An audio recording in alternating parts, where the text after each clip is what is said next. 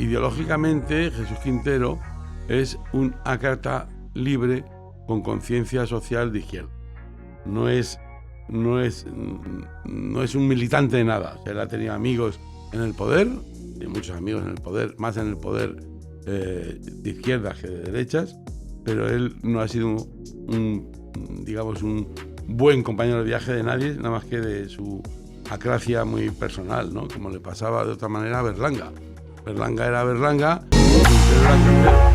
inclasificables hasta del lado ideológico, político. Hombre, nunca le vas a decir que es de derecha, no, pero no tiene un compromiso de militancia, ni un pasado. Bueno, pues estoy sentado con Jesús Melgar y Javier Riollo, que se reencuentran en este momento después de 20 años, ¿no? Pues, aunque nos hemos visto últimamente, poquito, esporádicamente, la relación que tuvimos Jesús y yo se remonta a eso, casi todo hace 20 años, cuando no más, o sea que sí, por ahí.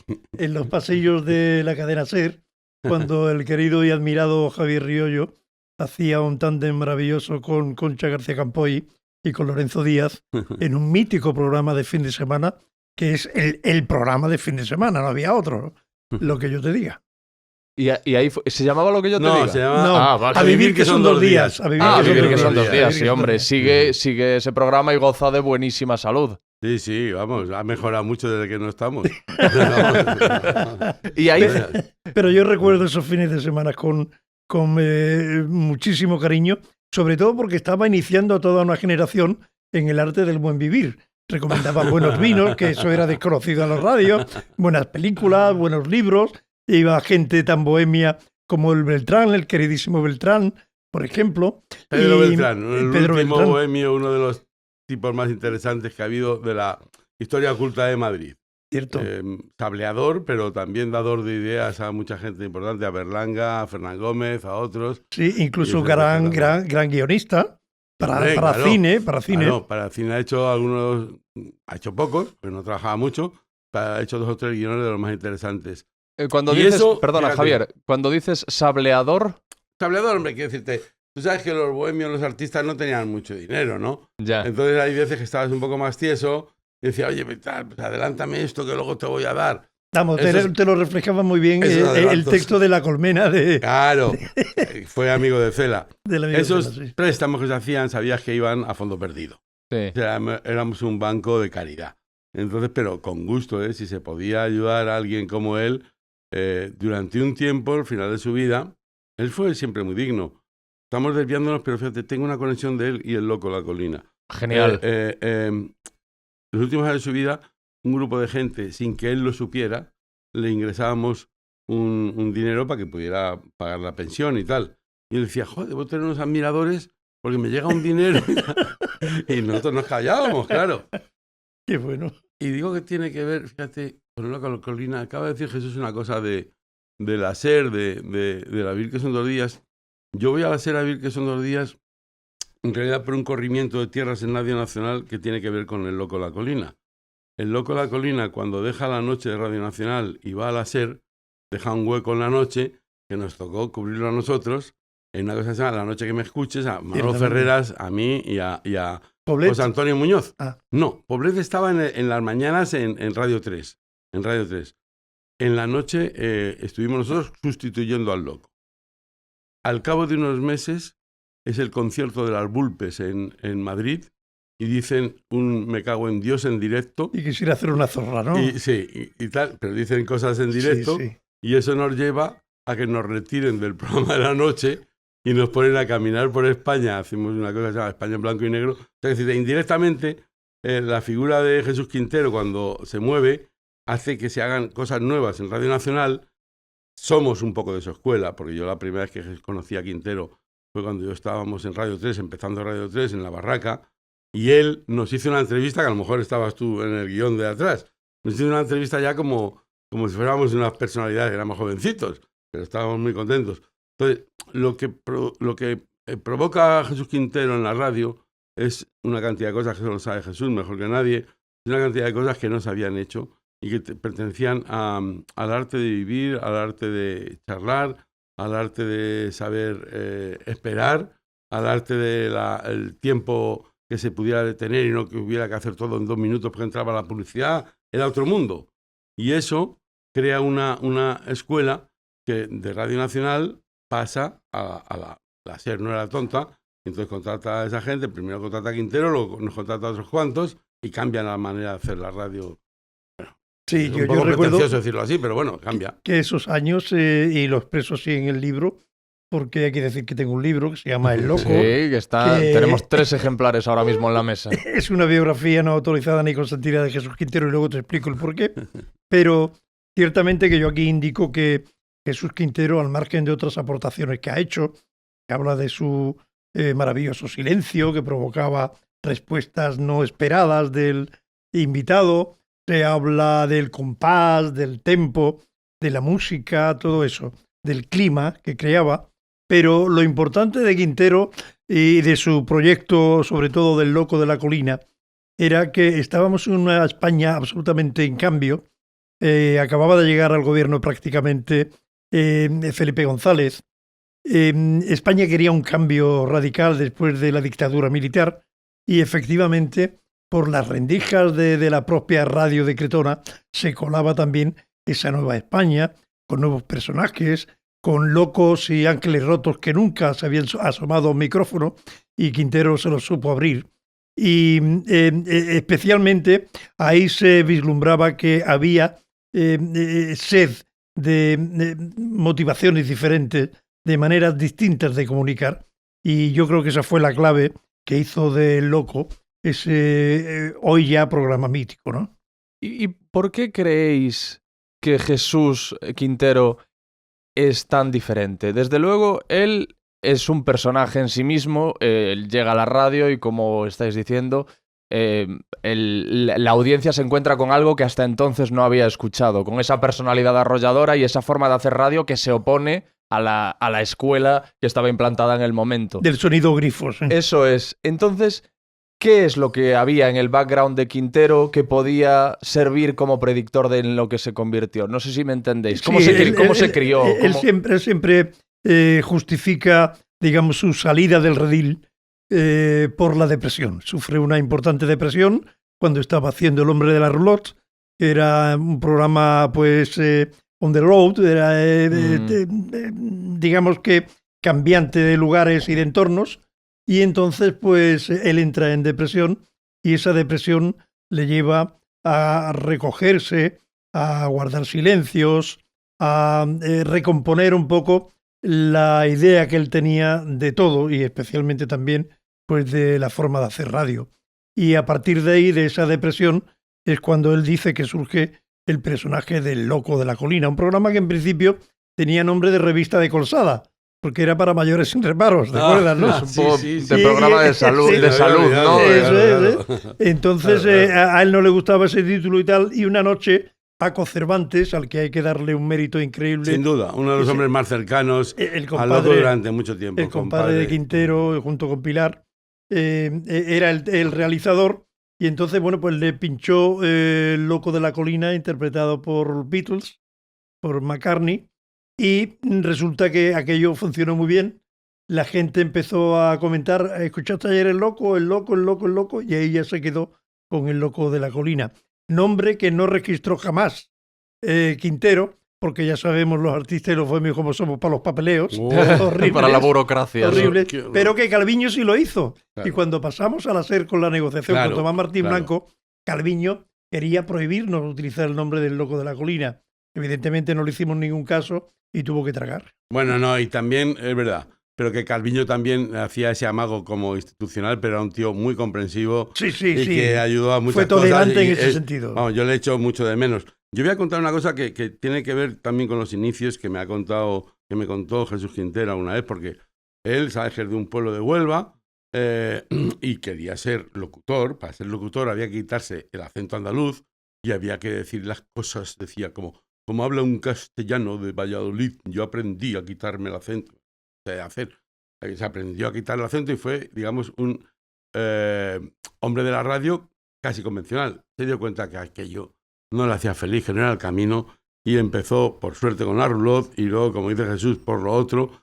Y su atrevimiento y el atrevimiento de productores en aquellos años, el atrevimiento de directivos de las empresas, permitieron que una cosa que estaba en la calle, o que podía estar en la calle, alguien tan singular como él era representante de artistas, él había querido ser otras cosas, él había... Claro, yo tengo entendido que más que locutor, él quería ser actor, pero alguien lo descubrió actuando. Sí, pero como tenía que ganarse la vida, él, para pasar a Radio Nacional, tenía que quitarse el acento andaluz. Y hacer unas oposiciones. Y hacer unas oposiciones. Entonces tuvo que hacer eso, pero quería hacer esa doble militancia, porque era amigo de Paco Lucía, la cantante... Soledad Bravo, las hermanas Benítez, los payasos de la tele. Claro. Es cierto que Paco de Lucía, hay que abrir un paréntesis aquí, porque él fue el que consiguió entrar la guitarra flamenca de Paco de Lucía en el Teatro Real. Antes no había entrado ningún flamenco en el Teatro Real. Eso se le debe a la gestión como manager de Jesús Quintero. Y es el que confiaban entre dos aguas. Que eso lo leí en tu libro. Al principio nadie confiaba en esa canción y no ha ido mal. Perdona, Javier, ¿qué estabas contando? No, estaba contando que el periplo de él se debe a una serie de azares. Yo le hacía una broma, porque los famosos silencios, Jesús Quintero es muy coqueto. Muy coqueto, muy coqueto. Entre nosotros decimos coqueta y nos entendemos perfectamente. Claro. Sí. Odiaba las gafas de ver. Exactamente. No te ríes, Jesús, porque yo esto lo he dicho alguna vez. No le gustaban nada las gafas de ver. Entonces no veía bien. Los guiones había que hacérselo. Él lo hacía en su letra, con unas letras enormes. En unos blogs de dibujos enormes, porque la letra era para dos frases, dos hojas. Nosotros les hacíamos, yo lo hacía en máquina o tal, o como fuera, y luego él hacía sus grafismos de esos. Pero a veces, como tenía la luz muy suave y tal cual, no leía. Y yo creo que los silencios, en parte, fueron al principio porque no leía, hasta que hizo las letras muy grandes. No veía la pregunta. No veía la pregunta. Y entonces quedaba así...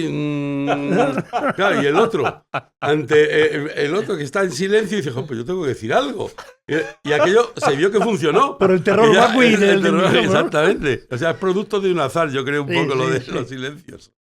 Algo así decían Javier Salvago y Antonio Burgos. En el libro Burgos, que lo comentas, ¿no? Que los silencios tan mitificados que era simplemente que estaba pensando qué decir. Bueno, ¿no? Eso era en un principio, ya luego... luego cuando pensábamos otros, él no leía. Sí. No, perdón. Pero ya al final Quintero lo convirtió en una estrategia para conseguir que el invitado estirara un poco más sus respuestas, ¿no? Es que es muy listo Jesús Quintero, es muy sagaz, es un profesional que ha cambiado muchas cosas. Aquí le llamamos eso, es un nolaco, que no la conoce la vergüenza. Exactamente. Y él vio que aquello tenía un filón, y vio que el filón, vendiendo ese discurso, digamos, de hipismo, de bondad universal, de comprensión, acratosa, tal y cual, no sé qué, era rentable. Y a él le gustaba rentabilizar también esas cosas. Luego fue un desastre en el lado de la administración económica. Sí, porque empresarialmente desastre. Tuvo mucho poder. Fue el rey del mambo durante muchos años. Sí, es cierto. Ganaba mucho dinero, tenía una emisora propia que le dieron. Y grandes coches que le gustaba. El lío que se montó ahí en Montpensier, que fue una Yo siempre ruina, digo que Quintero tenía maneras de estrella de rock. Absolutamente. Que era el Mick Jagger de la comunicación española de aquel entonces, ¿no? Y por cierto, que Sálvame cuando me lleva, utiliza para hacer el cebo. Yo dije, bueno, pues Quintero tiene la elegancia de Lord Byron y la extravagancia de Mick Jagger, ¿no? Bueno, el titular del cebo, ¿cuál era? Quintero y la secta satánica. ¿Quién ha dicho esto? Su satánica majestad, ¿no? ¿Quién ha dicho esto? Es que me contaba ayer por teléfono Jesús que había tenido su primera experiencia con la telebasura, me decía literalmente. Sí, fue una especie de experimento de campo. Voy a entrar en esta parcela a ver qué ocurre. Me llama una productora atentísima, amabilísima, educadísima. No parecía que fuera de ese programa. Y me da el nombre de la productora, pero nunca me dice que es para el programa Sálvame. Total, yo en principio la oigo con cariño, con afecto, pero cuando dice Sálvame digo, va de retros, y digo, no lo voy a hacer, eso fue un viernes, no lo voy a hacer y tal. Y bueno, pues el lunes te llamo, tú te lo piensas y tal. Perdona, Jesús, te llamaban para preguntarte por la salud de Jesús Quintero. Por la salud de Jesús Quintero y si quería asistir yo al programa como autor del libro, para promocionar el libro. Le digo que no, pero el lunes, cuando me lo replantearon, ya yo también me lo había replanteado. Digo, bueno, como experiencia personal y periodística puede ser interesante entrar ahí a ver qué ocurre por dentro y husmear un poco. Así que le dije que sí. Le dije algunas frases, ella tomaba nota y tal. Y de esas frases sacan lo que ellos llaman textos para un cebo.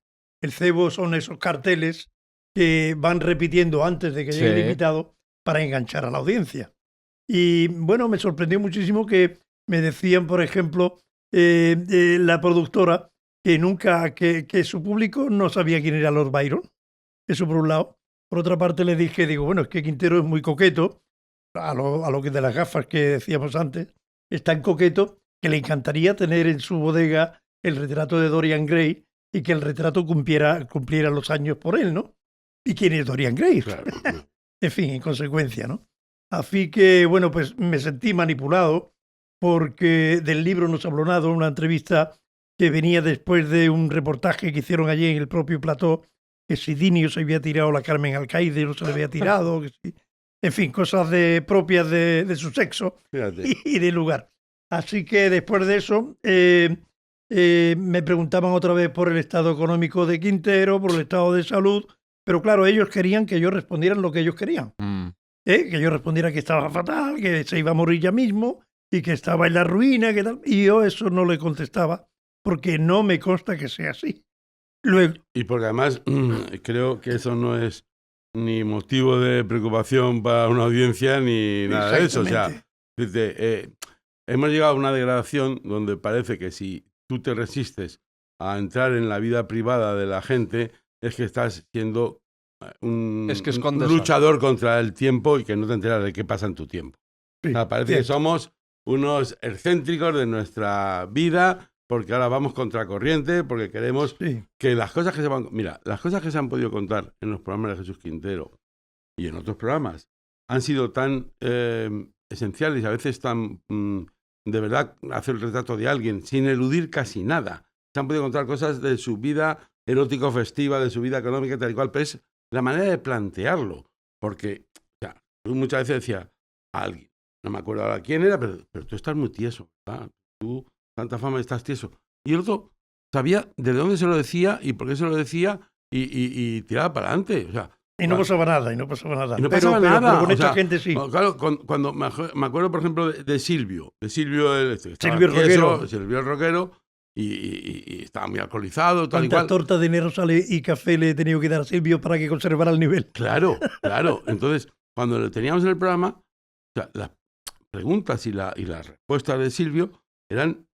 Ya quisieran los de Rock de Luce tener esa profundidad. Esa profundidad. Eran en las perlas cosas filosóficas. Claro, pero es que esto lo único que les importa es el pequeño morbo. Quitan los nombres que no nos dicen nada, que no queremos aprender quién es Lord Byron, ni queremos aprender quién es Dorian Gray, ni queremos aprender nada, ni queremos aprender casi Lorca. O sea, queremos morbo.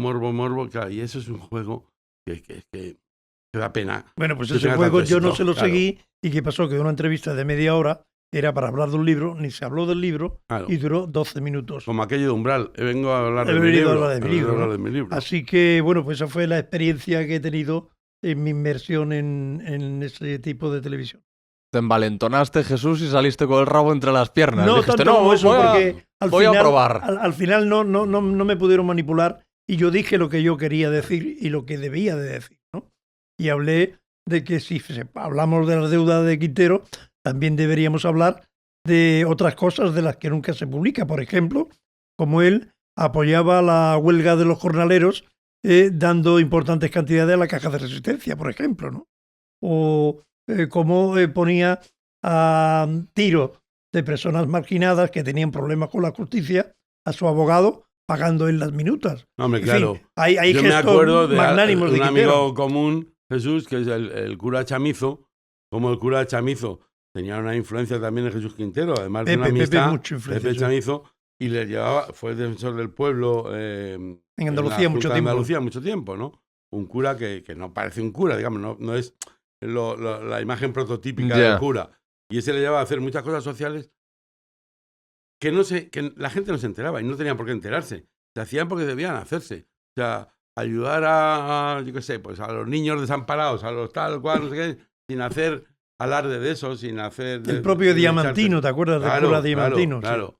Entonces, pues sí, como hemos dicho, Quintero es muy Poliédrico. y muy complejo y tiene, pues eso, como tiene una cebolla, muchas capas, tiene muchas capas y algunas quizás merecían más conocerse que cómo esté ahora su estado de economía o su retiro, que ya se lo merece. O sea, que ya estaría bien retirarse. De hecho, sabréis que se han viralizado monólogos de Quintero en estos tiempos de las redes sociales. Muchos jóvenes han conocido a Quintero por esos monólogos que se han viralizado. Sí, afortunadamente. Que se han compartido. Menos mal, porque pensábamos que solamente lo iban a conocer a través del Risitas y del Pocí. Era su miedo, ¿verdad? Él muchas veces lo decía,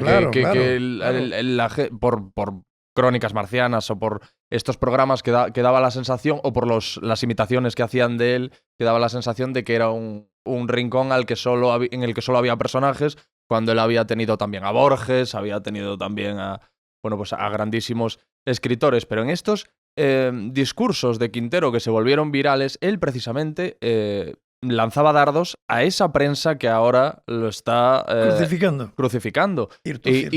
Y a esos tiempos de los que habla Javier, estamos viviendo ahora, ¿no? Un poco de incultura, en donde incluso la gente presume de no haber leído un libro jamás. Sí. Eso era una de sus obsesiones. Una de sus obsesiones era la banalización de los medios. Y hablamos de hace más de 20 años y 30 años. Ya el germen de lo que tenemos hoy ya estaba por ahí, ¿eh? O sea, quizá no se ha llegado a estos niveles de banalización absoluta, pero ya empezaba a ser el éxito de cosas muy endebles del lado de la felicidad, del pensamiento, del interés del ser humano, de la diversión, sino que eran ya cosas más torcidillas, más de patio, de vecinos, sí. Malavenidos. Chorradas, ¿no? Pero de todas maneras, perdóname, Javier, yo precisamente titulo el primer capítulo del libro, Perro no come carne de perro. En cambio, en este caso, no se ha cumplido el adagio, porque los mismos perros estamos devorándonos unos a otros. Es que yo no me considero la camada esa. Ya. O sea, yo tengo algunos libros que me gustan mucho. Uno se llama Contra los periodistas, que es un libro de Karl Kraus maravilloso. Yo he ejercido de periodista toda mi vida, soy otras cosas, pero he ejercido de periodista y no me reconozco con muchos de mi profesión. No me reconozco. Y haces bien. No me considero de ese lado, ¿sabes? De esa tribu, de ese rebaño, de esa mordedura. Es que no. Y uno ha tenido posibilidades también de vender su poco talento a causas más innobles y ganar más dinero. Y no se ha hecho. No se ha hecho, pero porque creo que hemos perseguido estar un poco más contentos con nosotros y ser un poco más felices.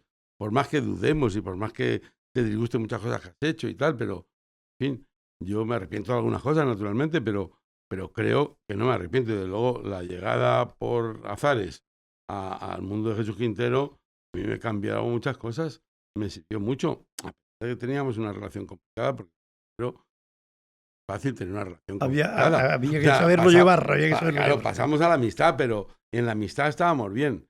Pero en la relación profesional, por decirlo así, era muy duro, muy vampirizante, Era muy complicado, ¿Vampirizante qué quiere decir? Bueno, que te sacaba absolutamente todo el jugo. Evidentemente a ti te dejaba una secuela de experiencia, como es el caso mío, ¿no? Yo solamente tengo palabras de agradecimiento en ese sentido para mi maestro Quintero, porque, bueno, como dice Javier, a mí me abrió otra concepción diferente de los medios, de lo que debía ser la radio, de la comunicación, interacción que había entre el oyente y el que emitía, y todo eso se lo tengo que agradecer a él. Naturalmente también tengo que agradecerle las experiencias que he vivido absolutamente irrepetibles, trabajando para él como subdirector, como productor y como guionista. Pero me dio esa posibilidad de adentrarme en mundos absolutamente, para mí, desconocidos de entonces y codearme con lo mejor y lo peor de la sociedad de entonces. Pues claro, también te tenías que pegar 3 o 4 días persiguiendo a un travesti por la Alameda de Hércules para que viniera al programa, porque un travesti jamás había tenido un micrófono abierto y había que hacerlo, o había que adentrarse en mundos ciertamente no excesivamente recomendables, pero por otra parte, pues tenías la posibilidad de hablar con un premio Nobel o recibir la llamada telefónica de un presidente del gobierno a las 2 de la mañana recitándote un poema chino. Pero al lado de, es verdad, al lado de eso, de los grandes nombres y de que los hemos podido conocer por nuestro ejercicio en la profesión dedicados al periodismo cultural, hemos conocido a casi todo lo que era interesante en muchos años. Al lado de todo eso estaba el interés también por lo marginal. Por lo marginal, por los presos, por los olvidados, por lo prostibulario, por lo canalla, por lo excéntrico. Eso estaba ahí. Cuerda de presos. O sea, bueno, yo me acuerdo, o sea, yo la primera vez que trabajé, no para la radio, que le hice algunas cosas, sino para la tele, fue en un mítico programa que fue El crimen de los hijos, que estuvimos grabando meses. Yo estuve en el Dueso, tuve la suerte de ir al Dueso a entrevistar a Rafi.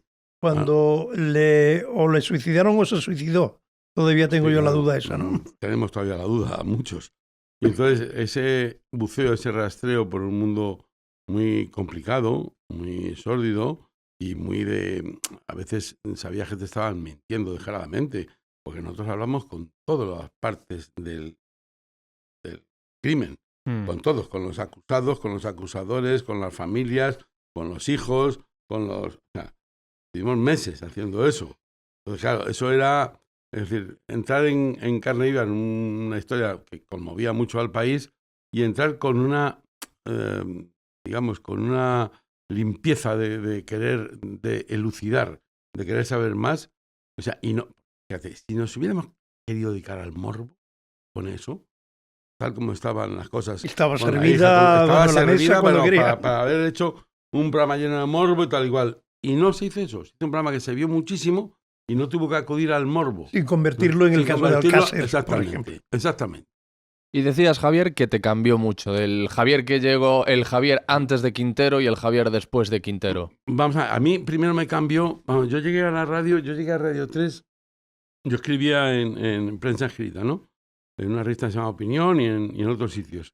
Y llegué a Radio 3 porque tenía unos amigos que estaban empezando un programa que se llama La Barraca, en el año 81. Inolvidable programa ese, mítico programa. Y entonces el que lo dirigía, Manolo Ferreras, que cambió muchas cosas en la radio, que había sido amigo y alumno de Jesús Quintero, muy bueno. Me invitó un día para que llevara. A mí me gustaban las músicas peculiares y llevé dos músicas, una de Bola de Nieve, que no se la había oído a España, y otra el negrito cubano. El negro cubano. Maravilla. Y otra de Boris Vian, un novelista también, sí. Y tal francés. Y entonces a Ferreras un maldito francés, ¿no? Le gustó mucho. Oye, ¿por qué no me haces una colaboración? Y le hice otra, y me dijo, ¿por qué no te quedas? Y me quedé de guionista del programa, y fue cuando pasaron un tiempo, Quintero hasta nos hizo una entrevista a los de La Barraca, que yo ya, pues ahí, joven en la radio, ya habíamos iniciado. El camino del inicio de Radio 3 fue muy importante porque metió la voz de la calle con todas sus expresiones, con toda la libertad que podía. Ahí aguantó bien. Antes de Calviño estaban esto de la OCDE que se llamaba, no me acuerdo, que tengo muy buen recuerdo de ellos, no nos cortaron nada. Calviño incluso fue un poco más controlador, le daban miedo que dijera el ya o la conferencia episcopal al día siguiente, y tenía más cuidado y nos daba orientación. Advertía algún sermón, ¿no? Algún toque. Igual que pasó luego con gente tan libre. O sea, Pilar Miró, por ejemplo. Pilar Miró, iba a decir Pilar Miró. Pilar Miró, tan amiga, tan libre, tan así.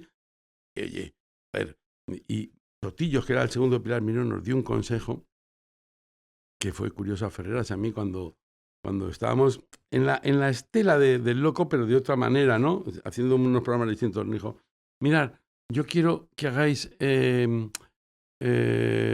menos Jean-Paul Sartre y más Lola Flores. Sotillo, digo, yo no esperaba yo eso de ti. Pues mira por dónde, al cabo de unos años, yo fui guionista del programa con Raúl del Pozo de Lola Flores en Antena 3. Y me conocí el mundo de las flores de puta madre, iba a decir. Vamos, que fue buenísimo. Contaba Raúl, divertidamente, claro, que Lola Flores de vez en cuando le decía, Raúl, estoy hasta el coño ya que me traiga tantos filósofos. No quiero más filósofos. Esa anécdota que Raúl la vivió así colateralmente, porque Raúl me ponía a mí a la pelea con las flores. A decirle qué invitados teníamos, porque los invitados eran absolutamente disparatados. José Luis López Aranguren. Perdona, pero hacía las entrevistas Lola Flores. No, claro, lo hacía con Lola guiones con de Lolita, Riollo y de sí, claro. Raúl. Lola con Lolita. Raúl era el director. Y Yo tú eres era de las el letras. subdirector, pero tenía que hacer el guión porque el guionista que teníamos, que no quiero decir quién es, Ah, no acaba de gustarle tanto a Lola y bueno, yo me veía... Pero eso no era lo importante, sino que enfrentarse a su espíritu, a su fuerza, Ya. a que a las 11 de la mañana a lo mejor ya estaba como muy acelerada y que tal y que cual, y bueno. Pero le metíamos. Leopoldo María Panero, digo, que ha ido. José Luis López Aranguren, Guillermo Cabrera Infante, Manuel Vázquez Montalbán. Antonio Gala. Bueno, eso por supuesto, Antonio Gala le adoraba. Ah, sí. Ella adoraba a Gala, ella adoraba, bueno, a Fraga, ella adoraba a la Duquesa de Alba, a todo eso, sin ningún problema y tal. Pero claro, ya un día le metimos a gente que alguna vez me dijeron, no, Albert Pla, pues ya ni le miro. Claro, una cosa, bueno, yo le metía lo que podía. Y una vez me pidió, y siento, bueno, pues me pidió, me preguntó Javier Sádava, el filósofo, si podía ir al programa y tal, que le hacía gracia, le divertía, igual que me lo pidió Cabrera Infante. Y entonces fue Javier Sádava y era un día que estaba repotada Lola, me dice, a ver, ¿quién hay ahí? Y Raúl dice, que te lo diga este, ¿qué hay? Y entonces yo digo, ahí está, ¿y ese qué es? Y digo, pues este es un sociólogo muy importante, pero es mi amigo de gente bien, le gusta mucho la aristocracia y tal, para metérselo a él. Adornarlo. Y me dice, pues yo no quiero hablar de tanto coño de filósofo, de teólogo, de tal, y no hago nada. Se va. Y yo digo, bueno, vale, pues nada. Pero ella se enteraba en el día. Sí, en el minuto antes. Aunque se lo mandábamos un día antes a Lolita, pero bueno, ella me enteraba en el minuto antes. Y entonces digo, bueno, Lola, pues nada, pues mira, lo siento mucho, está convocado, es un tío muy educado, está ahí, te lo voy a decir que no quieres y tal. ¿De quién es? Mira, y dice, uy, y parece Richard Chamberlain. Se parece el pájaro espino. Que venga. Ya le gustó. Y se le hizo. Por el atractivo físico de él, ¿no? Parecía que era el pájaro espino. Ya, Qué guapo. Qué bueno, pero y entonces Javier te decía, ¿cómo te cambió a ti como persona? De cuando tú llegas, conoces a Jesús y el Javier post-Jesús. Yo ya estaba cambiado. Cuando llegué a Jesús ya estaba cambiado. Yo llegué de la mano de uno de mis maestros que se ha citado aquí varias veces, que me amparó cuando yo era un joven periodista, que fue Raúl del Pozo. Y Raúl del Pozo era toda una generación muy interesante, que siguen todavía en la brega, que está Manuel Vicén, estaba Perico Beltrán, que hemos citado por otro lado, que estaba Umbral por otro lado, que era la tertulia del Café Gijón, a la que iba Jesús Quintero. Y entonces, en un momento, dijeron, bueno, pues en vez de copiarte nosotros tanto a los clásicos, que te manden cosas los jóvenes. Y me metieron ahí a mí para mandarle cosas. Me llevé bien con Quintero y cuando empezaba la televisión, cuando empezó el Urquijo, me llamó para la televisión. Y luego hice una cosa que era de alto riesgo, que fue el Perro Verde, pero además que me fui a Argentina con él. Y eso ya, claro, ya los matrimonios en Argentina son palabras mayores. A pesar de todo, superamos las pruebas y seguimos siendo amigos y yo lo admiro. A mí me cambió muchas cosas porque Jesús Quintero, como estaba Jesús, te permitía entrar en unos mundos. O sea, tú has hablado de lo que te gusta Chipiona. Yo he conocido muy bien a la chipionera mayor del reino gracias a Jesús Quintero. He conocido a Rocío Jurado, ¿no? Chipionera mayor del reino. He conocido al padre Miguel Bosé, a Dominguín, sí. Por Jesús Quintero, a Curro, a gente que admiraba yo, a Rafael de Paula, bueno, antes ya a gente de letras ya tenía yo otras vías, pero este mundo de Andalucía tan singular, tan cerrado a veces, tan cerrado a veces. Y no solo de Andalucía, sino de muchos sitios. Hombre, cuando fuimos a Argentina, claro, pues ahí estábamos pasando las noches llegamos con una mala fortuna, pues llegamos el día que cayó Alfonsín. Nos había contratado el gobierno de Alfonsín y el día que llegamos había caído el gobierno. Y entonces la televisión era un disparate, ¿no? Un desastre. Había una hiperinflación en Argentina, que eso nos beneficiaba, porque claro, con el dinero europeo éramos ricos. Y aunque a veces, bueno, había que empujarle, como decirlo, y tal, pero podíamos invitar a Champana, a Nacha Guevara, a Zipelinkowski, a no sé qué, a no sé cuál, una de las formas más elegantes que he escuchado en mi vida es decir que está caño. Es un poco agarrado. No he dicho eso. No, ha dicho que había que empujarle. No, porque luego había que había que animarle, porque a veces... Mira, ¿sabes lo que le pasaba? Como le pasa a algunos que tienen dinero, que nunca llevaba dinero. Y entonces, como no llevaba dinero, como un rico, pues había que ponerlo. Entonces, a veces recuperarlo ya era más complicado. La memoria es difusa, ¿no? Y es verdad Jesús, que... tú sabes que te quiero y que te... Sí. Pero que no, y además que tú has sido muy generoso. Pero bueno. Pero al margen de eso es que para los genios como Quintero, que tienen 1000 cosas en la cabeza, siempre está pariendo proyectos, la mayoría de las veces irrealizables, ¿no? Pero que están ahí huyendo, el concepto de dinero es diferente, no tiene nada que ver. Para ellos no tiene la importancia que para otros pueda tener, ¿no? De ahí el hecho de que le hayan robado cuando ha montado el Montpensier, le robaban los jamones, se lo llevaban al hombro los camareros, casi prácticamente delante de él. Y él no le daba importancia a eso.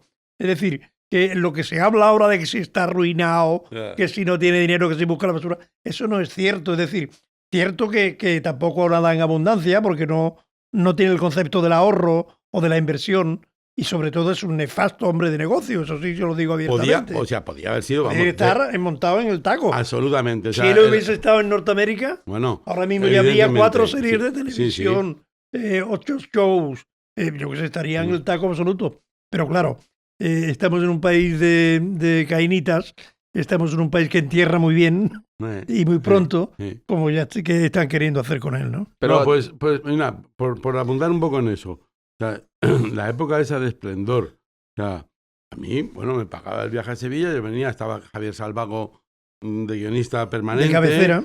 Tú estabas de acciones varias, tú no sé qué, bla, bla. Yo venía a Madrid, yo estaba pagado, claro, en el hotel, en tal, cual, me pagaba, hacíamos los trabajos, nos íbamos, pero es que él tenía una super casa, una radio para él, tenía un Hammer customizado, ¿no? Un Hammer customizado. Joder. Un bar abajo. Quería abrir un teatro. Luego abrió el Montpensier, el otro bar. Tenía hasta ese sueño de algunos, un ascensor interior en la casa y tal, que era un montacarga. Sí, sí. Y eso ya hasta lavarte. O sea, estaba... Claro, él era caprichoso, iba a comprarse la ropa que quería. Tal. Le montó un teatro dentro del Montpensier, le montó un teatro para un grupo de amigos cubanos que se trajo de Cuba. Expresamente de Cuba para que actuaran allí. Evidentemente estas cosas, si no, como la emisora, por ejemplo, Radio Romántica, claro. Si tú tú montas una emisora maravillosa, una programación buenísima, abres el micro cuando te apetece y estás en vena, te trae Isabel Garbi, que entonces era Garbi, no era Gemio, a hacer las tardes, eso en Radio Romántica. Yo estaba de jefe de programa entonces y lo viví eso en primera línea, ¿no? Pero si luego no tienen un equipo de vendedores que metan publicidad, no puede comer esa emisora. Claro. Está abocada a la ruina, que es lo que pasó. Es que decías tú que los artistas y los comunicadores que no somos los mejores administradores, ¿no? Con la burocracia, ni yo creo gestores, ni somos buenos con la pasta. Hay excepciones. Sí, hay algunos de nuestra generación que se han hecho muy ricos y que siguen ahí muy montados y bien montados y remontados. Pero, hay excepciones. Pero realmente los pura sangre no son así. Los pura sangre son ciertamente distraídos para el dinero y muy atentos para lo que viene siendo llamarse los medios de comunicación. Y luego él también quería ser mecenas, ¿no? Él invertía mucho en empresas quijotescas y en... Sí, bueno, además imposible. Eso es la locura. El teatro de Quintero, claro. Ya lo tienes. Eso es no tener... Y mira que él tuvo... tú lo conoces, como intento de tener administradores varios. De muchas clases, de mucha condición. Hasta María Navarro estuvo administrando. Había gente importante.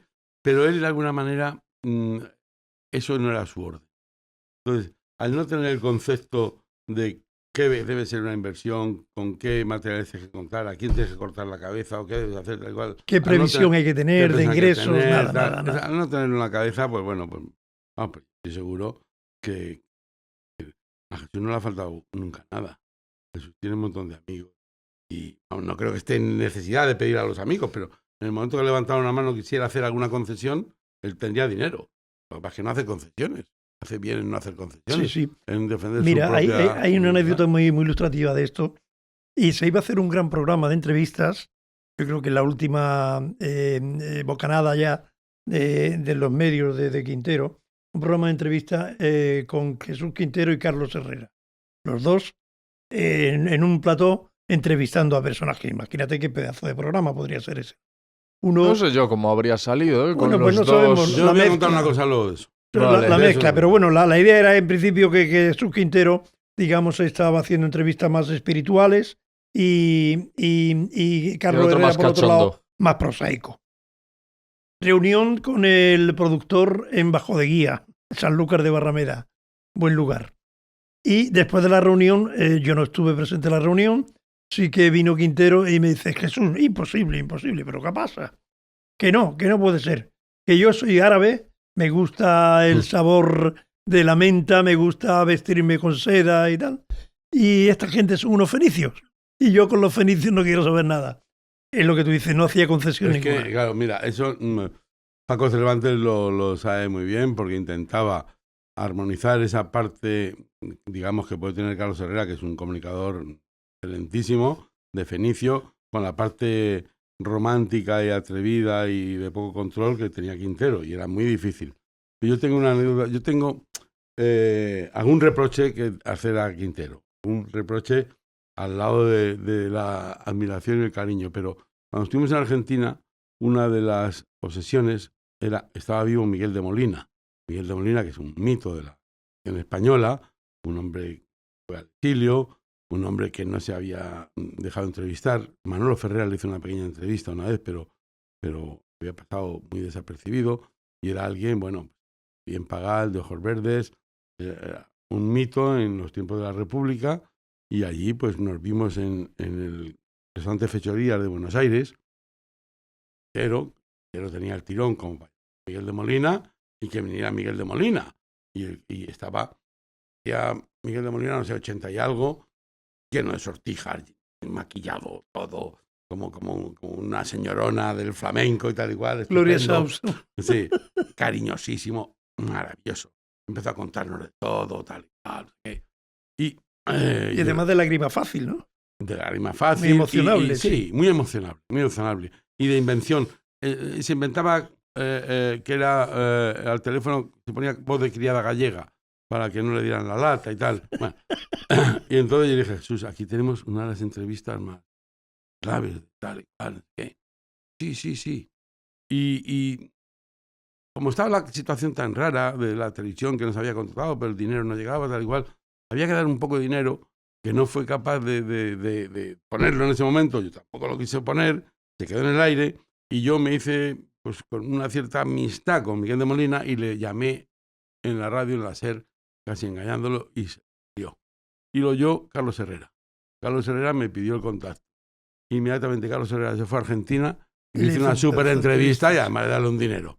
Quiero decirte que las cosas que puede levantar Jesús Quintero, si no las rematas por el lado económico, pues se las puede llevar al otro, ¿no? Y bueno, pues hay una gran entrevista de Carlos Herrera a alguien que había sido un personaje que estaba más cercano entonces. Y para la historia que ha para dado, los dos está cercano, ¿no? Pero bueno. Y para la historia que ha dado la entrevista de Carlos Herrera como única. Exactamente. Pero Jesús Quintero es un tipo seguro, tiene confianza, que en sí mismo, echado para adelante, que tú le propones algo y dice, pues lo vamos a hacer, o es más dubitativo. Depende, tiene que verlo muy claro, muy claro. ¿Es de consultar o toma las decisiones él sin preguntar a los demás? No, generalmente toma sus decisiones porque tiene, ya te digo, siempre tiene 1000 proyectos en danza, de los cuales van a salir 2 o 3. Yo todavía recuerdo el libro que tiene pendiente, que ojalá lo saque algún día, que yo creo que ya no lo va a sacar. Mis queridos hijos de puta. Mis queridos hijos de puta, que cuando está muy flamenco dice mis queridos hijos de la grandísima puta, ¿no? Que todavía lo exacerba todavía más. Y pues proyectos como ese, 10.000. Entonces, él vive exclusivamente para eso. Él tiene la obsesión de entrevistar al personaje más difícil, más inaccesible, al Papa, al Papa, a Fidel Castro, a que no consiguió. No, que digo, oye, pero espera, vamos Claro, a, es que vamos a pedir empezar, eso no es vamos fácil. a empezar por Vázquez Montalbán, hombre. Joder, estamos coño, más a mano, ¿no? Estamos Estamos más a mano. Pero sí, siempre Sí. tiene un recurso y sobre todo él considera que va a poder llegar a todos sitios y que va a tener la fuerza suficiente como para emprender esa acción y habitualmente no consulta mucho, ¿verdad? No, es un hombre muy sagaz, muy intuitivo.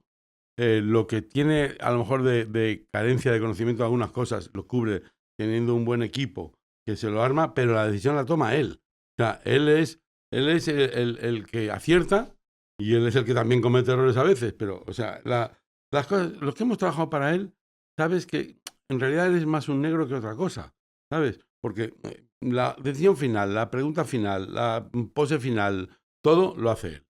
Que esté alimentado por unos cuantos que hemos estado a su alrededor, sí, pero en realidad el genio y figura hasta la sepultura pero, y casi solo, o sea, es como un sí, islote. Pero hay que decir que muchas veces en esas morcillas que mete dentro de la entrevista y tal, hay una genialidad, porque claro, igual salta el pellizco andaluz y ahí está absolutamente inabordable e inigualable, ¿no? Sí, sí, o sea, él es un tipo fuera del micrófono de los más graciosos y entretenidos que yo he conocido. Lo que pasa es que luego le pierde la excelencia de querer dar esa imagen de dandy romántico. Pero bueno, también le hemos quitado nosotros la bufanda de dandy, la tal cual, le hemos visto el echar, pero lo que sea, Cierto. Y le hemos visto más a pie de calle, ¿no? Y le hemos visto en toalla, por decir que le hemos visto de manera normal. Bueno, pues es que él tiene capacidad para contar, para entretener, y le gusta ser muy protagonista. O sea, él es un dador de historias que le gusta escuchar, sabe escuchar, pero lo que más le gusta es ver cómo tiene entretenido a un grupo de amigos, a un grupo de gente, a un grupo de tal. Y quiere ser el muerto en el entierro. Sí, le gusta ser el centro de atención. Y lo es. Porque luego otros que nos dedicamos a esto, nos ponemos delante del micrófono y hablamos, luego estamos en reuniones sociales y nos quedamos en segundo plano, pero Jesús no. No, Jesús no. Además que tiene un aspecto, ya solamente su aspecto, es decir, ciertamente llamativo. La mejor colección de fulares que ha dado la historia después de Isadora Duncan. Y le encanta llamar un poco la atención, ser excéntrico, salirse de las normas, no ponerse corbata cuando debe ponérsela, quitársela cuando no se la debe quitar. En fin, le gusta un poco epatar en ese sentido y bastante. Y por lo que he podido leer, está un poco obsesionado con su apariencia. Sí. No sé si decía en el libro, en algún pasaje del libro, que es el rey de los potingues para mantenerse joven. Nosotros que hemos entrado en su apartamento de la calle del Agua, ¿te acuerdas del Callejón del Agua? O después en la calle Conteros, pues hemos visto su cuarto de baño y efectivamente allí tiene un arsenal que ni la mujer más presumida tiene de cremas, antipotingues. Y por otra parte a eso súmale que cuando entra en maquillaje o peluquería al lado del plato donde va a grabar cualquier entrevista, sus 3/4 de hora o la horita se la pega, ¿eh? Sí, en eso es muy Sara Montiel. O sea, sí. Y yo creo que la coquetería y ese dandismo que tiene, lo tiene desde siempre. Desde luego, desde que yo lo conozco, lo tenía. O sea, y no forma parte de su personalidad y no es afectado. ¿No? O sea, no es forzado. No es impostado. No es impostado. Mira, de hecho, vamos a ver, yo he hecho algunas cosas en su vida que él algunas veces me ha agradecido, otras veces no. Pero una de las que hice fue que le presenté a una chica que fue con la que tuvo una hija, su hija Lola. Esta es una periodista que se llama Joana Bonet. La última entrevista a él la publicó ella en Joana, Telva. me alegra mucho. Joana Bonet, que entonces era una joven periodista, pero ya tenía poderío, tenía unas cuantas revistas que dirigía, Woman, tal cual, yo colaboraba en algunas, y era amiga mía, y bueno, y en las noches esas de Madrid, que Quintero venía mucho a Madrid, en un bar famoso, en el Coq, estaba Joana Bonet en un lado. Libertad, ¿no? En la calle Reina, muy cerca de Libertad. Paralela a Gran Vía. Exactamente. Allí estaba Joana Bonet con un grupo de gente, y Joana me dice: preséntame al loco, quiero conocer al loco, y tal y cual, todo el mundo quería conocer al loco. Entonces los presenté y vi que, bueno, hubo un poquito de feeling. Lo cual no me extrañaba porque Jesús, en contra de lo que algunos podían pensar que no le interesaban tanto a las mujeres, le interesaban a las mujeres, todas las mujeres. Y si eran interesantes y guapas, más, ¿no? Incluso no siendo interesantes ni guapas, también. Pero en este caso, pues era una mujer interesante y guapa, y ahí se quedó. Fui yo el que hizo de Celestino, de eso que mira, le llevó a tener una hija que... chica. No sé si él frecuenta tanto la paternidad, pero desde luego ha sido alguien, bueno, que ha dado felicidad, que han estado juntos y se siguen llevando muy bien. Y sé que Joana es la que está más atenta a lo que le puede pasar. Sí, además, él con ella con la hermana, Lola con la hermana. La hermana que no recuerdo el mismo nombre, si es Alejandra o bueno, no recuerdo ya, habría que mirarlo y tal. Pero las dos han estado de acuerdo con María, que es la actual mujer de Quintero. Se ha casado hace un año, después de 10 años de convivencia con ella. Es un ser de luz, es una mujer maravillosa, pero ajena a toda la farándula esta de prensa y de movida, con lo cual está ciertamente bastante desconcertada, no sabe cómo reaccionar ante el acoso mediático que está sufriendo ahora Quintero y efectivamente yo creo que está bastante mejor, según me decían, en los últimos contactos que he tenido con la familia.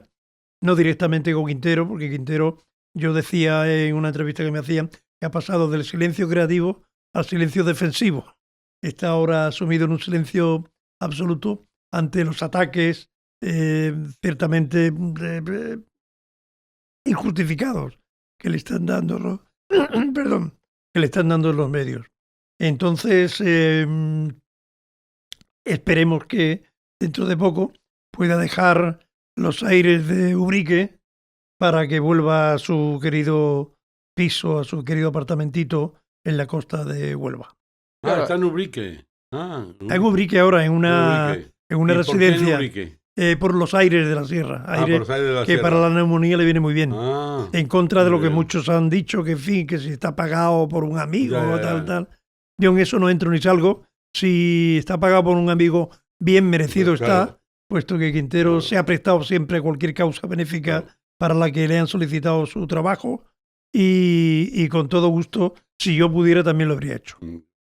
Con María estuve yo en contacto, pero durante, bueno, este podcast empezó en 2017, durante años, porque yo siempre he querido poder sentarme a charlar con Jesús, pero estaba completamente cerrado a ser él el entrevistado. Y María me lo decía, Jesús lo que quiere es hacer preguntas, Jesús no quiere responderlas. ¿Por qué tenía... ¿Por qué? A lo mejor era precisamente porque él sabía lo bien que radiografiaba a los demás y no quería que nadie hiciese lo mismo con él, ¿no? Que nadie llegase tan adentro como él conseguía llegar en otras personas. Sí, él es muy vulnerable, entonces, como el gato escaldado huye del agua caliente, él después de estos 3-4 años donde le han atacado tan inmisericordiamente, tiene mucha precaución ante esto y prefiere no dar entrevistas absolutamente a nadie, aunque él naturalmente en sus 82 años pues seguirá soñando con su último programa, su última entrevista o su última emisión televisiva. Yo creo que también tiene un componente de escepticismo, de distancia y de considerar que quizá, aunque uno tenga buenas intenciones, los que mejor se pueden acercar a él no son periodistas. Son gente que tiene una relación cercana, humana, tal y cual, tiene una desconfianza. No, a ti no te conoce, a lo mejor debería confiar en ti, seguramente.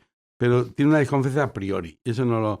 Y los que somos más amigos, que hemos sido, que conocemos, sabemos esa inseguridad o esa vulnerabilidad que tiene y no le hemos forzado nunca a decir, danos una exclusiva y tal. Yeah. Vamos, yo no se nos ocurriría. Nunca, no se nos ocurriría, vamos.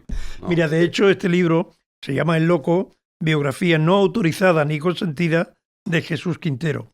¿Por qué? Porque yo soy consciente, conociendo como me conozco el percal de mi querido maestro, si yo llamo a Quintero, le digo, Quintero, voy a escribir un libro con las experiencias que hemos tenido comunes, en El Loco y tal, me iba a decir, vale, perfecto, pero mándame los originales que yo lo vea. Claro, Y claro. ahí ya te pierdes, Y te porque lo iba entonces a ya tirar. eterniza Te quita, la claro, obra, claro. eterniza. Y yo, de acuerdo con María, con la mujer, decidí hacerlo así. Y le mandé el primer libro que salió de máquinas, convenientemente dedicado al maestro. Se lo mandé para que él lo tuviera. Y según me cuentan, no le ha disgustado del todo. Bueno. Mm. No le ha Bueno, disgustado ya, del ya, todo. ya, eso ya Algo, está bien. algo tendrá que Algo achacarme, tendrá, pero en fin. señor. ¿Y por qué creéis que la prensa rosa la ha tomado con él? Porque no es alguien que se haya prestado nunca, no ha ido dando exclusivas ni contando si me acuesto con esta, me acuesto con la otra, ni al contrario, ha sido siempre muy, muy celoso de su Porque es vida popular, privada. porque es popular. Es porque popular y sobre conocido, todo alimentan el mito. alimentan, es un mito. claro. O sea, es un personaje que aunque él no haya querido, hay otros que no han querido, ¿no? Y también se les ha hecho la vida difícil a veces. O sea, hay respuestas ahí, hay situaciones muy distintas, depende de cómo sea. O sea, yo conocía muy bien a Vargas Llosa. A mí cuando Vargas Llosa se casa con Isabel Pérez me sorprende mucho y me sorprende más que sea una estrella de Lola. Pero me doy cuenta que en su proceso de cambio, de evolución, de tal, eso entraba ya como racionalizándolo, normalizando, decir, bueno, estos son unos milloncitos, esto es tal, yo digo lo que quiero, como igual que tú fuiste al otro día al programa, decir, yo voy a poder decir lo que quiero. Luego, la manipulación viene por otro lado, ¿no? Pero Jesús Quintero, que es tan famoso, digamos, en España como puede ser los María Vargas Llosa, no quiere entrar en ese juego. Y no va a entrar en ese juego, pero sí que siendo un símbolo y un mito y que es muy conocido y tal, pues todos quieren, los que pringan en esos chapapotes, quieren llevarlo a que se pise en un charco, ¿no? Entonces, bueno, pues él no sé bien. Algo escribías, Jesús, en el libro de que hacia el final de su carrera, en los últimos programas, incluso él había sentido la presión de virar un poco y acercarse al mundo del corazón, como cediendo ante la demanda, lamentablemente, de la mayor parte de la audiencia. ¿Puede Sí. haber algo de esto? Sí, es posible que en los últimos años se acercara peligrosamente a entrevistar a las Belénes Estebanes de turno, pero yo creo que era ante la falta de otro material más potable, ¿no? Porque así como la sociedad va vulgarizándose, o al menos yo tengo esa concepción o esa visión o esa impresión, en el entorno mediático de Quintero, pues también había esa vulgarización. Y yo creo que él cedió a eso en función de una audiencia que necesitaba para poder renovar contratos, ¿no? Pero también, Jesús, seguramente, siendo verdad eso, también yo creo que todo el mundo, y él lo decía, es entrevistable. O sea, incluso el que tiene un papel, digamos, un poco zurdo en haber llegado a la fama sin haber hecho nada, ¿no? Sí, bueno, yo eso recuerdo, también es entrevistable, yo también recuerdo es interesante incluso ver qué ha pasado detrás de esa mujer, claro. claro. Yo he hecho gestiones, perdón, yo he hecho gestiones incluso para entrevistar a etarras no Hombre, sí, arrepentidos. no, claro. Y eso era casi intocable en aquellos años duros de hierro y de balas, ¿no? Sí. No tenía digamos, límites ni murallas Quintero para a quién quería hablar. Podía ser con alguien que venía del mundo zafio o del mundo de no haberte, yo qué sé, no ser honorable para la sociedad, no haber hecho algo digno, ni ético, ni interesante, ni culto, sino que ha sido marginal. Y eso también le interesaba. Y de alguna manera, una marginalidad puede ser la de esta chica que no me acuerdo cómo se llama, de esta que... La princesa del pueblo. Belén Esteban. Belén Esteban. Sí. Belén Esteban, pues... O Coto Matamoros, que tiene más perfiles. Tiene más perfiles, hombre, Sí, muchos tiene más. perfiles, ¿no? Eso es primo de Almudena Grandes. Eso en es. fin, son otras cosas. Está muy hablado de otra manera. Está de otra manera. Pero todos esos personajes, yo es que no he visto apenas, y no los conozco, a Matamoros y por otras cosas, el hecho de que tengan tanta fama, que se ganen la vida sin haber hecho nunca nada que importe, es inquietante. O sea, yo eso creo que tiene una entrevista. Bueno, hay que escarbar qué pasa, qué hay yo detrás. conocía a este que se me olvida cómo se llama, al de Sálvame de Luce, pues trabajaba en la SER. Jorge Javier. Era un chico de los informativos, serio, simpático, tal y cual. Pues, bien. Y de repente encuentra un filón y a él, claro, no le duelen prendas. encuentra un filón que no sé si le hace más feliz como persona, sin duda le está haciendo más rico. No sé si más feliz como persona, pero más rico, Seguro. acertado. Seguro. Y comentabas antes que, bueno, digo era porque ahora ya tiene mujer y ha sentado la cabeza, pero que era un seductor, Jesús Quintero. Sí. Y Jesús Melgar cuenta también la anécdota que la has mencionado antes de que grabásemos, de que tuvo un desencuentro con Raúl del Pozo, ¿no? Sí, bueno, Raúl y él, incluso en boca de Raúl, Raúl siempre se ha catalogado como un bohemio pillastre, junto con Quintero, lo que antes llamábamos un nolaco, que no la conoce la vergüenza. Ajá. Y entonces a él siempre le exigía a Quintero, Quintero, dinero y hotel, fijo. Bueno, pues en ese interludio se enamoran los dos de la misma persona, una chica maravillosa, cuerpazo de 10, y Quintero pone atención y se da cuenta de que efectivamente el Raúl del Pozo está metiendo el pan en esa olla, por hablarlo bien y elegantemente. Lo total que entonces resulta que le llama indignado: Raúl, eres un mal amigo, ciertamente tengo ganas de partirte la boca ya directamente, tal. Bueno, pues quedamos en un mesón y ahí hablamos. Quedan en el mesón y se va para Madrid absolutamente indignado y bufando por las narices y orejas. Cuando lo vea, el querido Quintero, cuando lo vea, le voy a matar, tal. Y entran en el mesón y Raúl del Pozo, de lejos que lo ve, coge una servilleta grande que tenía en la propia mesa, se pone de rodillas y quiere hacerle una larga cambia o recibirlo a portagayola. Claro, Quintero, que ve esa actitud de Raúl, no tiene más remedio que echar una gran carcajada y decir: pelillo a la mar y un abrazo, Raúl, ¿no? Claro.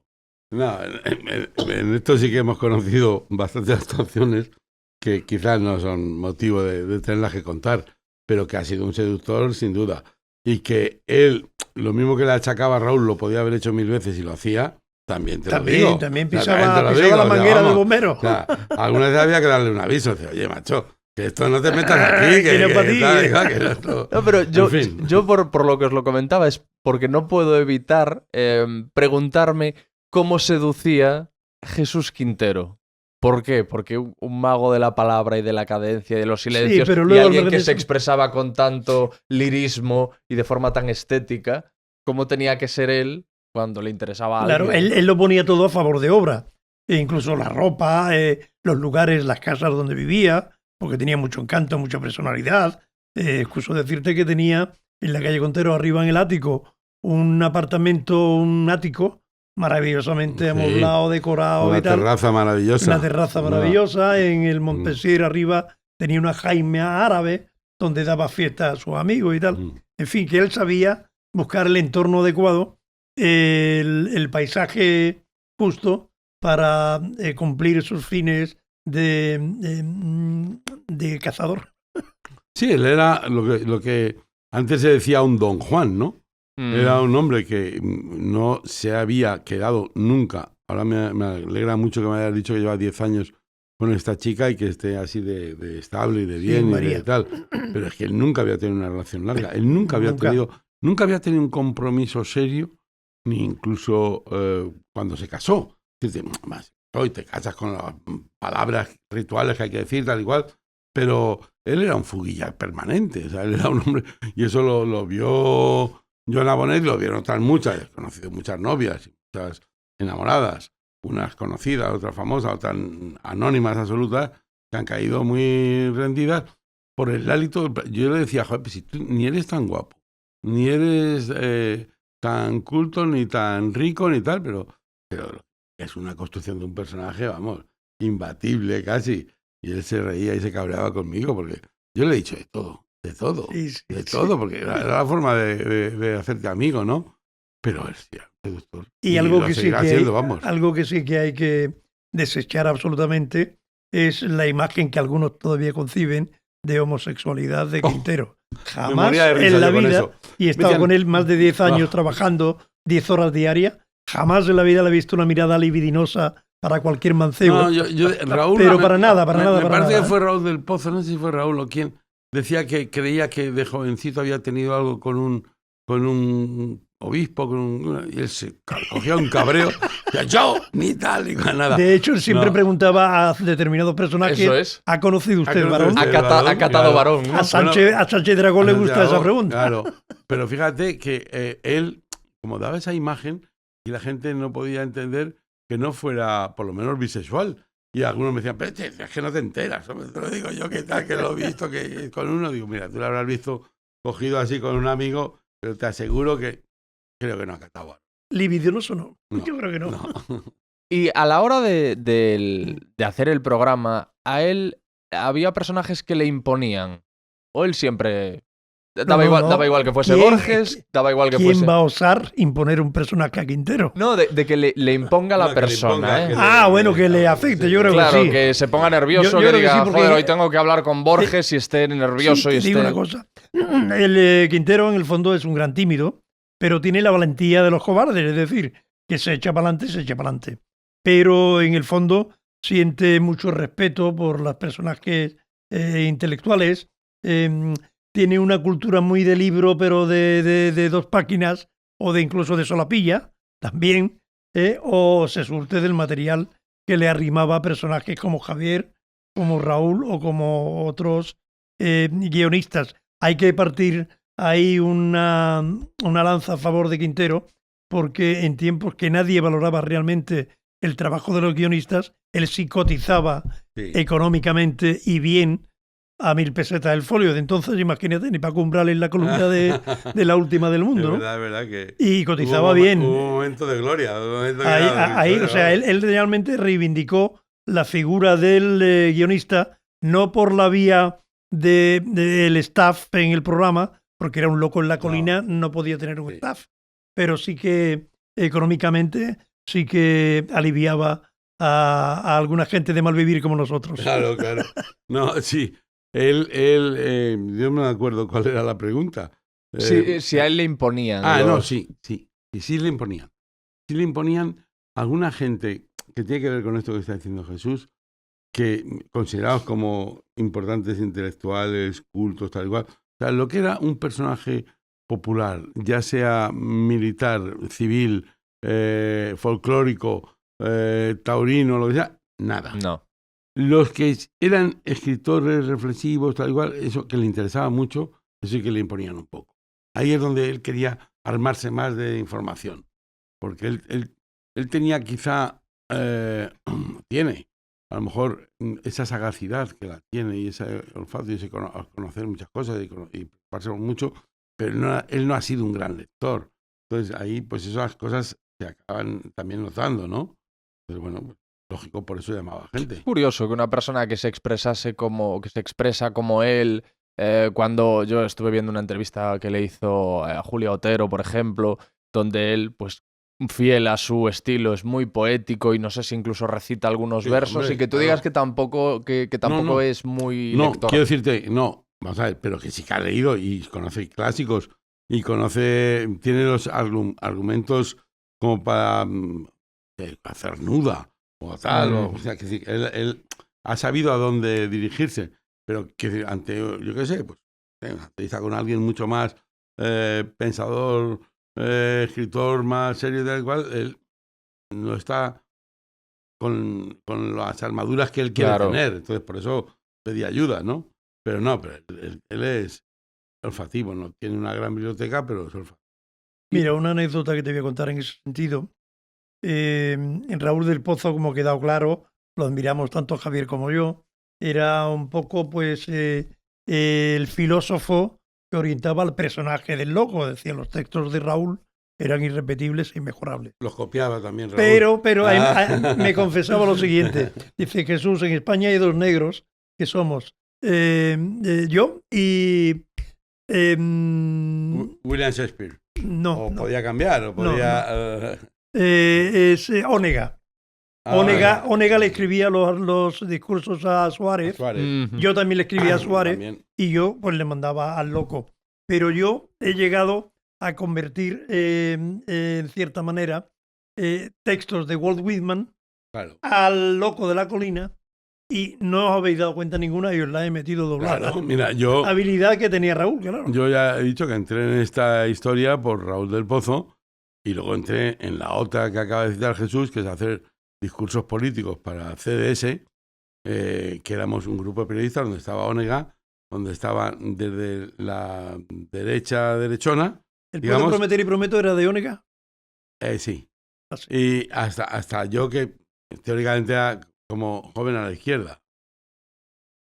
A la izquierda, como decía Bergamín, yo con los comunistas hasta la muerte, pero ni un paso más. Yo no he estado con los comunistas ni hasta la muerte ni hasta ningún paso más. Yo he sido socialdemócrata. En cambio, Raúl se escribía para Mundo Obrero, ¿no? Bueno, Raúl de joven sí. Ahora, claro, ahora se sorprendería mucho Ya a no. sí mismo viendo lo que hizo y tal, leyéndose, claro, pero bueno. Sí. Sí.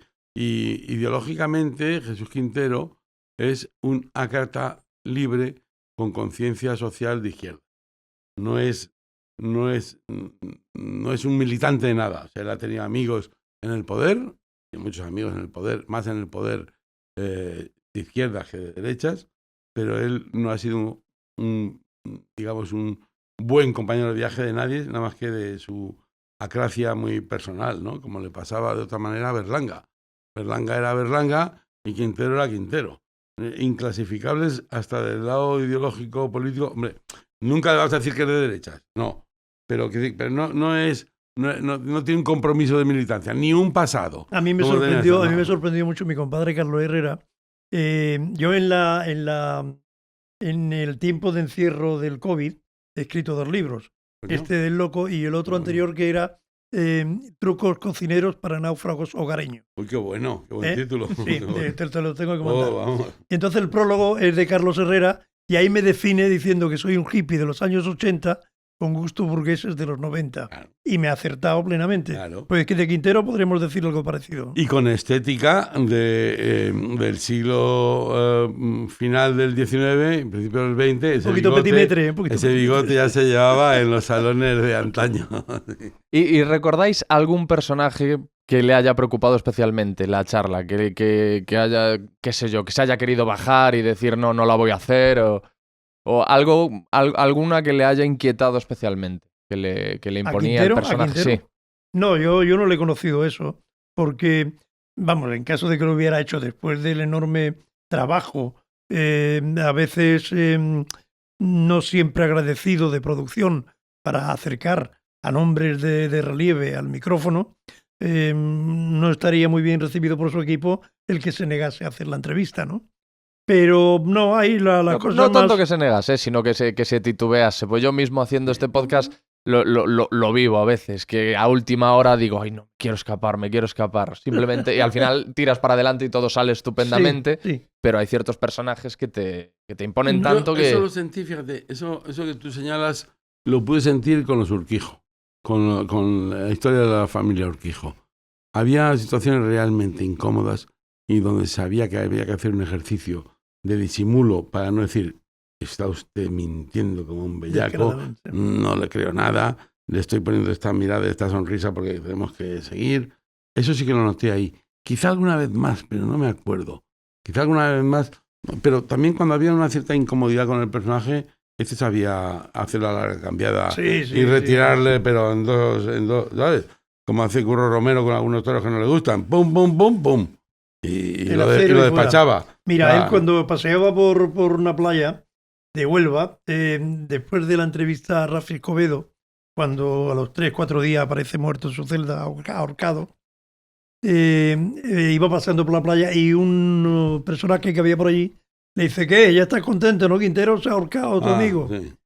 Y claro, eso le sentó a él como, wow, fue una puñalada, porque nada más lejos de nuestra intención que haber provocado ese suicidio o esa muerte, ¿no? Nada más tuvo empatía con le afectó muchísimo. Sí, claro.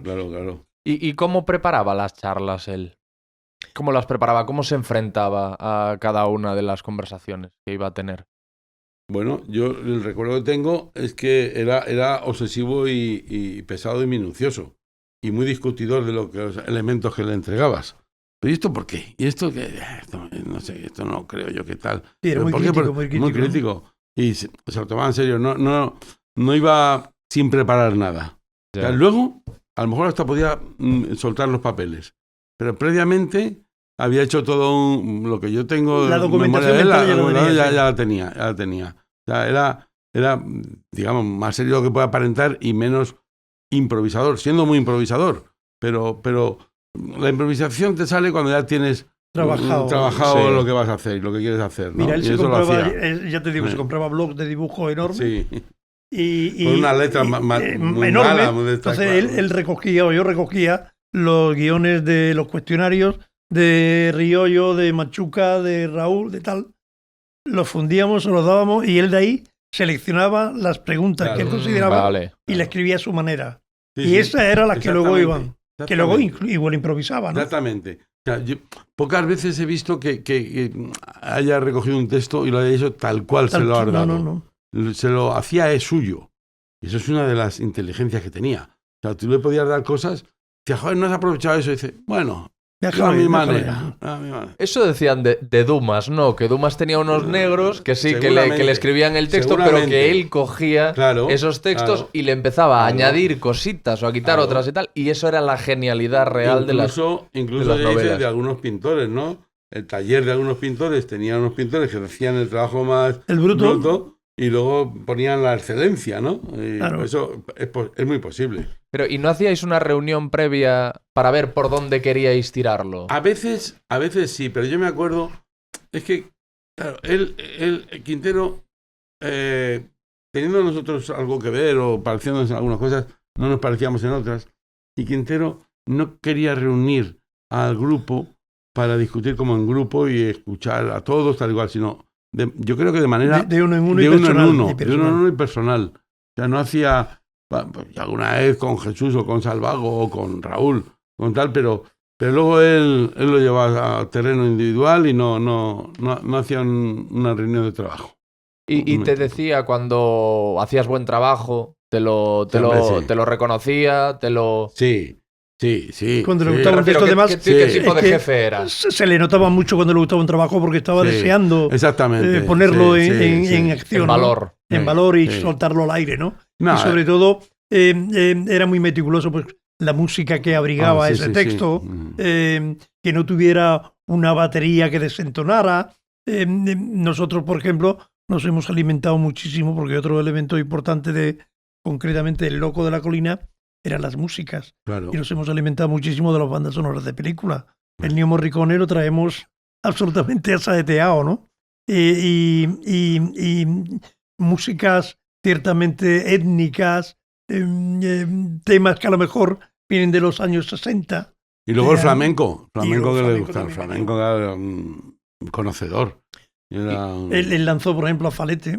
Sí. A Falete lo lanzó él. Y a los morancos, ¿no? Y a los morancos, con los morancos también tuvimos esa anécdota divertida que me invita a cenar al restaurante Albahaca en Santa Cruz, Quintero, y yo creo que ya estaba todo preparado porque me iban a meterme la doblada. Antes de que vinieran al programa los morancos, yo no sabía quiénes eran los morancos. Estábamos cenando y entran dos chicos con camisa corta, corbata negra y un cartelito aquí con el nombre de John Smith, William Paragan. Y entonces, bueno, pues empiezan a venderme la Biblia, que ellos son mormones, que quieren y tal. El camarero ya con Chavao, con Quintero y con los morancos, echándolos de allí, yo diciéndoles, hombre, no. Defendiendo la libertad de expresión de los mormones también y tal. Y al final... En inglés, ¿no? En inglés macarrónico, claro. y fulero, ¿no? Metiendo de vez en cuando alguna pifia llanita o trianera.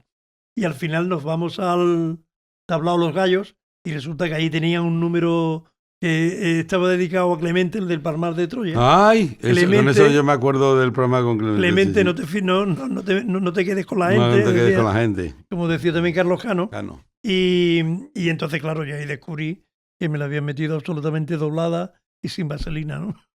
Has hablado de la importancia de las músicas. Shine on You, Crazy Diamond, ¿de dónde sale? Eso es un tema de Pink Floyd. Sí, pero ¿quién fue Juan Teba creo que fue el que lo dijo. Teba, sí. O Juan Teba o Paco Cervantes. Sí, uno de los dos. Eran los dos expertos son de música. De Sevilla.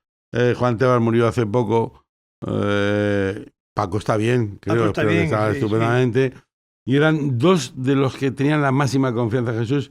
Y eran dos muy hijos de su época, que oían todas esas músicas y que entonces Porque Jesús Quintero podía estar a lo mejor más, a lo mejor yo qué sé, en otras músicas, en el flamenco, tal y cual, no sé qué. Pero esto sí que se lo dio uno de los dos seguro. Sí, yo creo que sí, que ese tema, además un tema que tiene una historia muy curiosa, porque está hecho por Pink Floyd, o sea, por Alan Watts, por el compositor de Pink Floyd, en homenaje a un compañero que también entró en locura por tema de ácidos lisérgicos y cosas de eso. Entonces es la música dedicada a un loco, utilizada por otro loco. Un toco. Entre locos anda loco. Decías antes que lo que definió su estilo fue la depresión. Tenía una tendencia depresiva, Jesús. Lo normal es que si tienes tendencia depresiva, que no es algo que se desliga de tu vida, lo tienes en un momento dado y ya de repente desaparece la nube de la depresión de tu cabeza y la vuelves a encontrar años después, sino que siempre está como planeando sobre ti. ¿Cómo afectaba eso a Jesús? Mucho más el tiempo de finales de Radio Nacional de España y luego en la cadena SER. Lo que pasa es que Radio Nacional de España se labró prácticamente su tumba con el loco porque era todo un vericueto burocrático. Era como una especie de ministerio que para pedir una unidad móvil para apagar un fuego... O para pedir un pincho de tortilla. Había que hacer un papeleo. Tenía que hacer papeleo y tal. Claro, cuando llega con la unidad móvil de incendio, ya el incendio se ha quemado la casa, ya no hay nada que hacer. Tal. Entonces él tuvo problemas en principio con unos auriculares. Fíjate, porque Chuminada me acuerdo, nos planteamos el cambio. No me oigo bien, estos auriculares no me valen, este micrófono no me suena, tal. Tenía problemas de ese tipo. Y entonces, bueno, pues como era tan difícil en Radio Nacional de España conseguir unos nuevos auriculares o que te cambiaran el micrófono, él estaba obsesionado con el Neumann. Quería un micrófono Neumann. Entonces, bueno, pues eso fue lo que dio pie a que efectivamente, como se había ido de la SER de María García, Tomás Martín Blanco, gran zorro, hombre de la música, nos llamó inmediatamente y nos ficharon. Él, para pasar a la cadena SER, solamente puso dos condiciones. La primera, que no le ejercieran ningún tipo de censura. Es decir, que él podía hacer con el programa los contenidos que quisiera. Si confiaban en él, tenía que confiar hasta el fin. Y segundo, que no hubiera publicidad. Eso para una empresa como la cadena SER, eso fue lo más que vive de la complicado. publicidad, eso fue complicado, pero lo consiguió. Sí. Y sobre todo, fue el pionero en descentralizar la radio en España, porque lo hacía desde Sevilla y no desde Madrid o Barcelona como está ahora, ¿no? Entonces, bueno, pues sus méritos se los tiene que apuntar Quintero, claro. Y lo que te comentaba, la parte esa depresiva con la que él tenía que pelear, sí. ¿Cómo la compaginaba? Que bueno, creo que pues lo mismo. Hablábamos de artistas, de comunicadores, no todos afortunadamente, pero problemas del tipo de la depresión o la ansiedad, por mi propia experiencia y por lo que he visto de la gente a la que he conocido en este podcast, él lo hacía con habitual. Con silencios. Es decir, él se ponía en su mesa con su flexo en el locutorio, sus papeles, y ahí pues más o menos iba vadeando. Había veces que la sintonía empezaba a sonar y hasta los 6 o 7 minutos, que es una eternidad de la radio, nos decía buenas noches, aquí estoy, claro. Porque estaba jodido y le costaba arrancar, pero lo superaba. Pero él sí que era consciente de esos, digamos, de esas carencias, sí. Carencias, los equilibrios que tiene el ser humano y no las espantaba, no las subía, no las daba la espalda. Sí que era amigo de psicólogos y de algún psiquiatra como Castilla Alpino y de gente, y consultaba muchas cosas. Y él estaba preocupado por esa posibilidad de fisura en la cabeza, que la depresión te lleve a algo, un hoyo que es difícil salir de él, ¿no? Pero él era muy consciente de lo que es la enfermedad mental, y yo creo que alguna vez tomó algunas cositas para ayudar a subir la moral, a subir el espíritu, a subir las ganas de enfrentarte a cosas. Pero él lo hablaba, os decía Jesús, Javier, hoy no estoy bien, o no estoy pasando una buena temporada. Con el tiempo tú ya lo notas. O se lo rumía, o sea, se lo guardaba. Lo rumiaba y se lo guardaba para él. Se lo guardaba. Pero los que le conocíamos ya sabíamos, según venía, si ya venía con la depre encima o no. Pero sí se le notaba. Y él tenía una teoría al respecto de por qué era así. Yo soy una persona también con esa tendencia. Entonces creo que todos tenemos nuestras propias teorías, porque lo rumiamos tanto y lo pensamos tanto que decimos, ¿y por qué? Porque lo que creo que le pasó a Jesús en algún momento de su vida es que estaba bien, no tenía nada que a priori pudiese señalar como desencadenante de un De la estado depresión. depresivo tan No, pero profundo. es que la depresión a lo mejor le venía en momentos, digamos, de supuesto éxito en muchas cosas. Claro. O sea, la depresión no te viene cuando estás hundido, olvidado, tal y cual, no sé qué. O sea, a lo mejor ahora está súper alegre, contento, que está más retirado, está cuidándose, está haciendo otro tipo de vida, que no es de escaparate como antes la tenía que hacer, aunque no le gustara. Sin embargo, la depresión muchas veces le vino cuando dices, joder, pues si tienes todo, tío. Tienes, Claro. o sea, ligas, tienes dinero, tienes casas, tienes éxito. Tiene trabajo. Tienes trabajo y tienes credibilidad. Porque, o sea, él, más allá de la fama, lo que tuvo es, y eso es una rareza en alguien que tiene esa cantidad de personaje público que tiene Quintero, o sea, es ser tan conocido y que no te haya estropeado. Es decir, él es un personaje público que ha tenido sus depresiones, sus miserias, como todos los seres humanos, sus alegrías, sus tristezas, y no se ha ido a un lugar donde crees que estás por encima. O sea, él profesionalmente cree que ha hecho cosas muy importantes aquí, lo sabe. Él ha presumido mucho, que puede presumir de haber hecho eso, de que ha cambiado muchas cosas en la radio, en la forma de acercarse a personajes, de haber conocido mucha gente, y siempre cree que ha hecho menos de lo que podía. Ese grado de insatisfacción es lo que quizá también, o sea, lo que decíamos medio en broma, medio en serio, decía, obsesión, yo quiero entrevistar a Gorbachev. Digo, pero ¿cómo Gorbachev? Fidel Castro ya lo tengo ahí, tal y cual. Tenía un proyecto. Y, entrevistar, otra obsesión, a los grandes dictadores de América. A los Lo dictadores. decía como si Claro, Pinochet dijera, o sea, "Voy, tú vas a ir ah". a los dictadores, le vas a dejar que se ahorquen ellos mismos y te van a seguir. Bueno, pues tenía esa Inconformismo, sí. inconformismo y esa obsesión por seguir De haciendo hecho, cosas. hoy en día me dice quien está cercanos a él que todavía de vez en cuando tiene un rayo de iluminación que dice, oye, llama a Alemania a ver si podemos entrevistar a fulanito. Al Todavía. Papa Francisco lo tengo que Sí, a Fidel Castro, que fue Sí, otra de sus obsesión. asignaturas pendientes, ¿no? Fidel Castro. Pero, y contigo hablando, Jesús, nunca te dijo que creía, después además de las charlas que como decía Javier, tenía con los psicólogos, que creía saber de dónde podían venir sus depresiones. Pues esto es porque, qué sé yo, porque cuando era adolescente o no sé, algún... Él estaba insatisfecho con el contenido o los contenidos que se veía obligado a hacer en la radio y la televisión. Él no se sentía a gusto con desarrollando ese tipo de rol. Entonces yo creo que eso le llevó a plantearse hacer otro tipo de historias. Y de ahí surgió El hombre de la roulotte, donde en una roulotte viajaba por los caminos de España, se paraba donde había un cazador, un pescador o un hortelano y le entrevistaba y tal. Y ahí ya vislumbraba él que de vez en cuando le venía el picotazo negro de la depresión. Pero se agudiza cuando efectivamente le proponen hacer el programa de noche. Él empieza deprimido a hacer el programa de noche, le da ese carácter pastueño, tranquilo, reposado, pero en el fondo era eso, era depresión, no era otra cosa.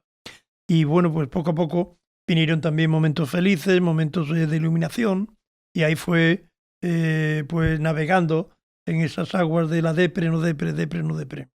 Sí, yo le escuché decir algo con lo que me sentía muy identificado, que es, sé lo que es acurrucarse en un rincón a esperar el final. También sé lo que es no creer en nada, no alegrarse ni conmoverse por nada, que eso es la depresión, en realidad es la nada más que la tristeza. En eso le reconozco mucho, porque hay un momento en que tú crees que estás haciendo lo que tienes que hacer, pero por algo no estás satisfecho de cómo lo has hecho, que te rodea gente que quieres, pero por algo crees que no están dándote el nivel de cercanía que tú pretendes, que los amores quieres otra cosa, cuando tienes uno quieres otro, cuando quieres una casa quieres otra, cuando tienes un éxito tal quieres otro. O sea, toda esa insatisfacción le hacía ser alguien que a veces se apartaba y que a veces estaba propia...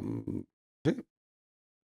en la cabeza que tenga cuando alguien está sin poder salir cómodamente de un lugar oscuro, ¿no? Y entonces él también era de lugares oscuros, ¿sí?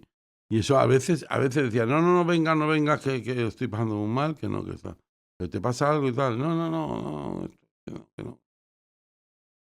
Y habéis tenido que ayudarle vosotros en algún momento, es decir, vamos a sacarte de aquí, vamos a... No. Imposible. Vamos. Yo tampoco, porque es que tampoco él se dejaba, ¿eh? No.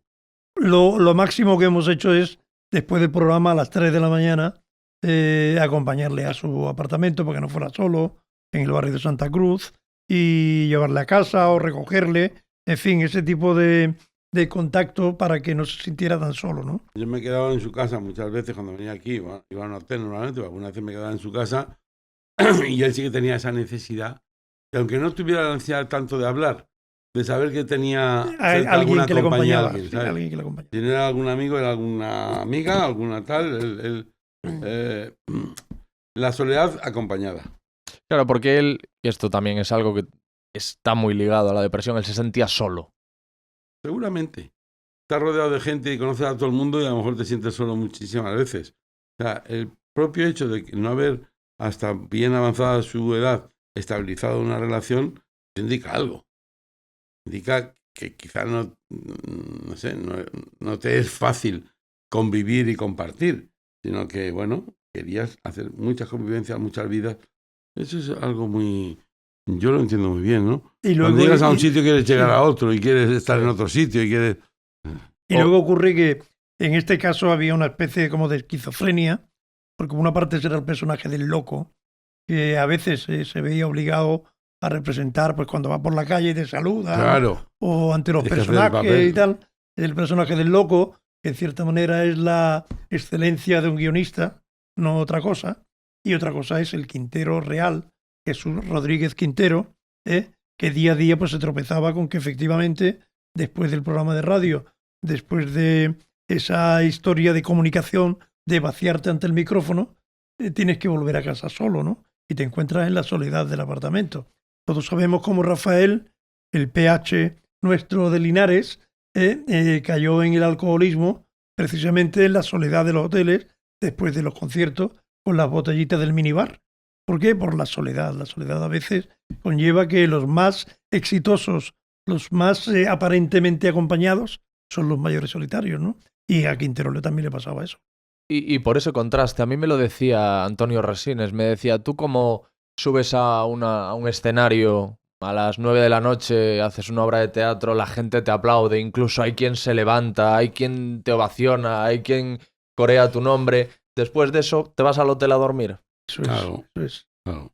Eso es. Pues eso, imagínate cada noche con un programa donde la gente se pelea por ir porque nadie es nadie si no va al loco de la colina, donde tiene el grado de audiencia y de popularidad altísimo, donde España se dividía en dos, el diván de García, y no, el diván del loco y el césped del campo de fútbol de García, y ante eso luego te viene la soledad y el silencio más absoluto. Hay que digerir muy bien eso para aceptarlo, ¿no? Y luego en la línea de lo que cuenta Javier de que nunca daba con la persona para él, ¿no? Nunca conseguía estabilizarse. También Daba me esa imagino sensación, ¿sabes? que hay un sentimiento de bicho raro, de no encajar. Claro, daba esa sensación, aunque yo creo que muchas veces creyó que sí y tal, porque yo le he conocido algunas relaciones muy interesantes, que tuvo algunas largas con Soledad. Sí, cierto, Soledad Bravo. Bravo tuvo una relación larga. Con una de las hermanas Benítez. Con una hermana Benítez, pero también había distancia, entonces, bueno, pero ya cuando estaba la cosa más cercana, que dice, bueno, quiero hacer familia, quiero estar aquí, tal y cual, había algo en él que eso no encontraba el sitio adecuado. A mí sí me ha pasado muchas veces también, no ahora, cuando yo era feliz e indocumentado, que me daba miedo cualquier tipo de relación que significara anclarme, que significara quedarme ahí como cautivo de ese amor o cautivo de unas conveniencias sociales. Yo he tenido miedo de eso. Y entonces, pues yo me imagino que al loco también le habrá ocurrido algo de eso. Y no lo perdió hasta muy tarde. Y no lo perdió nunca. Tú lo perdiste antes y tal. Otra cosa que quizás hemos destacado, pero no sé si hemos destacado suficiente, que es una de las cosas para mí más significativas de él, que es el humor. El Quintero tiene un humor, además de que es un gran contador de historias, chistes o historias contadas con mucha gracia. Tiene muy buen oído para recoger las cosas que le van contando. Y las cuenta muy bien. Y las cuenta muy bien, las adorna muy bien y tal. Cuando y le que, sale el cateto de San Juan del Puerto. Sí, es que mira, eso es algo más natural que y él mejor. también lo decía. Dice, mira, yo no me olvido de que soy de San Juan del Puerto, hijo de un electricista, tal y cual. Yo no me olvido de esas cosas. Y que soy del pueblo al lado de Lepe. Y que soy de esa cultura popular. Sí. Y eso no se olvidaba. Y él era, además de un buen contador de historias, tenía un sentido del humor. Tenía un punto de desconfianza. Pero tenía un sentido del humor que era la manera de conquistar en muchos sitios. Yo le he visto conquistar audiencias que les eran no hostiles, pero que no eran cercanas a su mundo, ¿no? De gente que, pues qué sé, de la literatura de otro tipo, de tal, de igual, decían, este es un producto de los medios de comunicación, este es un hombre banal, o un hombre tal, un hombre construido a sí mismo, tiene 4 ritos y nada, y caían seducidos. O sea, vamos, yo qué sé, Sabatero, tal, claro, esto es que es muy interesante. Claro, es que era divertido, es divertido e interesante. Coño, digo, es magnético. Porque no le oigo por la relación nuestra de entonces, sí, pero es un tío con magnetismo. Sí, sin Entiendo duda. yo por sin lo que duda, dice sin duda. Yo le comparo aquí, le comparo con 2 personajes. Uno es con Larry King, que ha muerto el año pasado de COVID, nada, sí. y que realmente tiene mucho paralelismo con él. Tenía enfermedad de corazón, algunos talones devueltos, fumador compulsivo, hasta el punto de que encendía el cigarro en la pausa para después cogerlo. Exactamente. Sí. En fin, tenía muchísimas entrevistas y tal. Pero menos canutos que Jesús, a lo mejor ha fumado. Sí, yo creo que menos aliñado. Pero realmente en América sí que se la ha respetado hasta última hora, ¿no? Sí. Yo creo que en América ahí, aunque Riollo y yo somos los de Yankee Go On, pero ahí es que tenemos que rendir pleitesía a la cultura americana, que respeta a los mayores, ¿no? Mi amigo Felipe Benítez Reyes y Silvio, el de Silvio y Luzbel y Sacramento, lo importante que ha sido para ellos la base de Rota. Yo creo que para la modernización de los españoles las bases de Rota, y yo estaba cerca de la de Torrejón, que fue la primera Coca-Cola que vi en mi vida, y eso marca. Yo era de Yankee Go Home por el lado de la progresía y tal, pero no conozco un sitio mejor para vivir que América del Norte. La American Way of Life. Yo viví sin duda unos años en Nueva York. A mí me pasó lo mismo con Gibraltar, ¿sabes? Claro. Tengo todos los Beatles, los tengo aquí grabados 3 meses antes de que caso John Lennon. Y Ana Belén. Ana Belén y Víctor Manuel en Gibraltar. Sí, Yoko Ono. Sí, Yoko Ono y John Lennon. Decías lo de los cigarritos aliñados. Jesús, antes de las entrevistas, antes de alguna entrevista...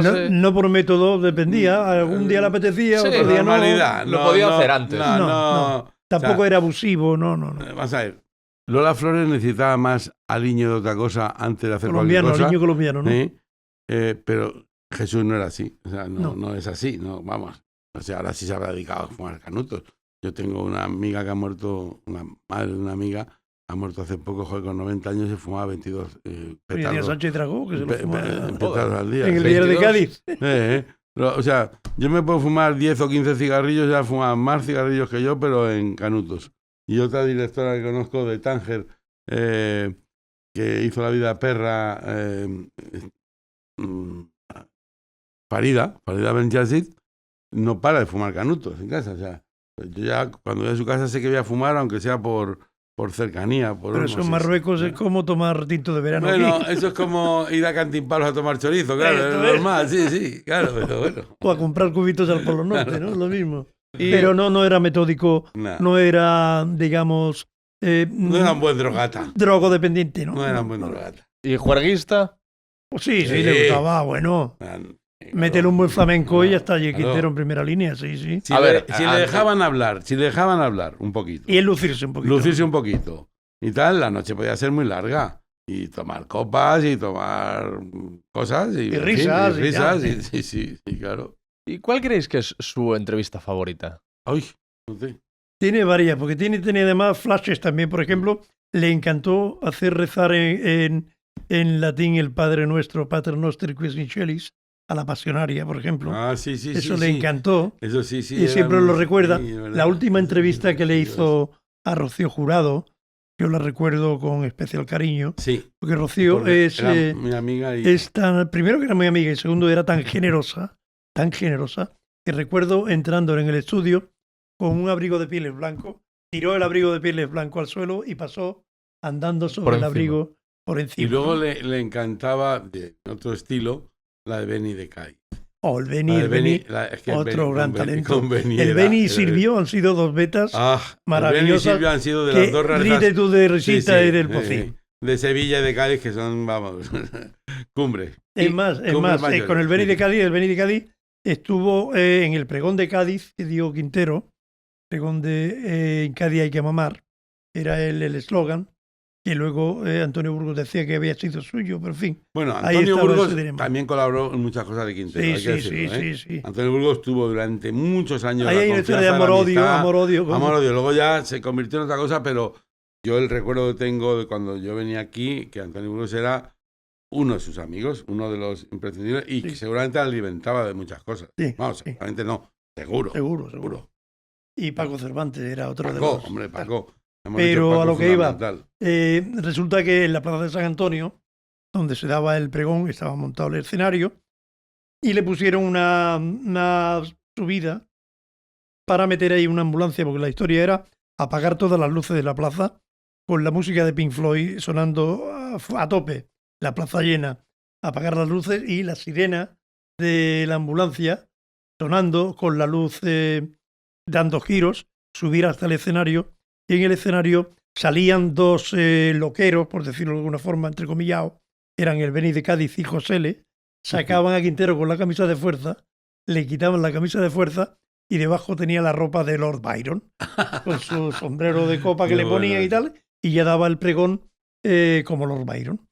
Y ahí es donde lanzaba ya la máxima de en Cádiz hay que mamar, y a la tercera vez que lo decía ya toda la plaza en bote estaba repitiéndolo, en Cádiz hay que mamar. Una entrada discreta. Sí, es muy discreta. Y- Entonces el día antes nos fuimos a Cádiz a dormir allí ya para preparar el pregón, que tenía otro secreto más que poca gente lo sabe, yo lo cuento en el libro, es que hay un recorrido del pregonero que se hace en coche de caballo por las calles del viejo Cádiz. Y entonces, claro, Quintero tenía que estar en la ambulancia con la camisa de fuerza, no podía hacer el recorrido ese. ¿Qué hicimos? María Navarro, su esposo, es el actor Nicolás Dueña, Sí, claro. que se parecía físicamente algo a Quintero. Sí. Le pusimos un antifaz, un sombrero de copa y un chaquetón de pieles que llevaba siempre Quintero. Y yo al lado hicimos como que era Quintero Nicolás Dueña, o sea que suplimos. María también ha sido una persona importante a lo de Quintero. Muchísimo. Pero Y además la clave. imagen que luego ha dado en relación con su defensa acérrima de Pantoja, de Malafollá, de Malange, de Ciesa Manía, no corresponde con la realidad que yo conocí de María, un ser absolutamente cariñosísimo, Hombre, por favor. generoso y sobre todo muy fiel, porque fíjate si María hubiese querido hacerse rica con las memorias de la Pantoja, lo que podría haber hecho. Bueno, y con otras cosas. Y contando Y otras con cosas. De Encarna y de, Sí, de Iñaki. Iñaki, Y en fin, ha tenido ahí. Y de Felipe, y Y de tal, de igual, sí, o sea, bueno. ahí hay mucho Bueno. material. Sí. ¿Y cuál es vuestra favorita? Vuestra charla favorita, si vosotros os tuvieseis que quedar con una de las entrevistas de Quintero. Pues esa es buena pregunta, pero a mí me entusiasma las entrevistas a Albeni y a Silvio. Sobre todo Silvio, porque Silvio no era solamente un rockero. Silvio para mí es un filósofo, porque tenía algunos aciertos didácticos y buenísimos. Por ejemplo, uno de ellos lo recojo en un libro que me cita a Pibe Amador, que era el alter ego de Silvio, que decía, la música es el silencio bien cortado. Qué bueno. Hay definiciones de Silvio que merecen el mármol. Yo coincido con Jesús y luego, por razones varias, tengo una grabada que es esta Gabriela Ortega. La Bella Otero. No, Gabriela Ortega. Ah, Gabriela Ortega. 1, 2 y 3. 1, 2 y 3. Sí. Eso me encantaba. Bueno, pues a Gabriela Ortega yo en unas jornadas, ahí y bueno, en unas jornadas taurinas de Algeciras llevé a Quintero, a Herrera y a Gabriela Ortega. Joder. Y fíjate que ¿A eterna, qué ¿no? armaste? Qué cartel más bueno, ¿no? ¿Y vosotros estáis de acuerdo también con esa convicción quinteriana de que todo el mundo es entrevistable? Sí, Yo sin sí. duda. Yo sí. Yo creo que sí. Alguien tiene algo que contar siempre. Sí, y documentable. Es decir, Exactamente. yo hago documentales y los hago de gente conocida y tal cual, y tengo muchas ganas de hacerlo de desconocidos. Pues la vida se puede contar con los que no son conocidos, los que no tienen firma, los que no son famosos, los que no tienen glamour, los que no son guapos, los que no son ricos. Todo el mundo tiene una entrevista y todo el mundo tiene alguna Algo que cosa. contar, sí. Pero lo digo O de también, callar. lo digo también por más que porque alguien desconocido tenga que contar, que efectivamente algunas de las mejores historias las tienen gente que está en la sombra. Hablo de gente Ya, impopular, mala. Ya, Por ejemplo, ya, tú decías, ya. Pinochet.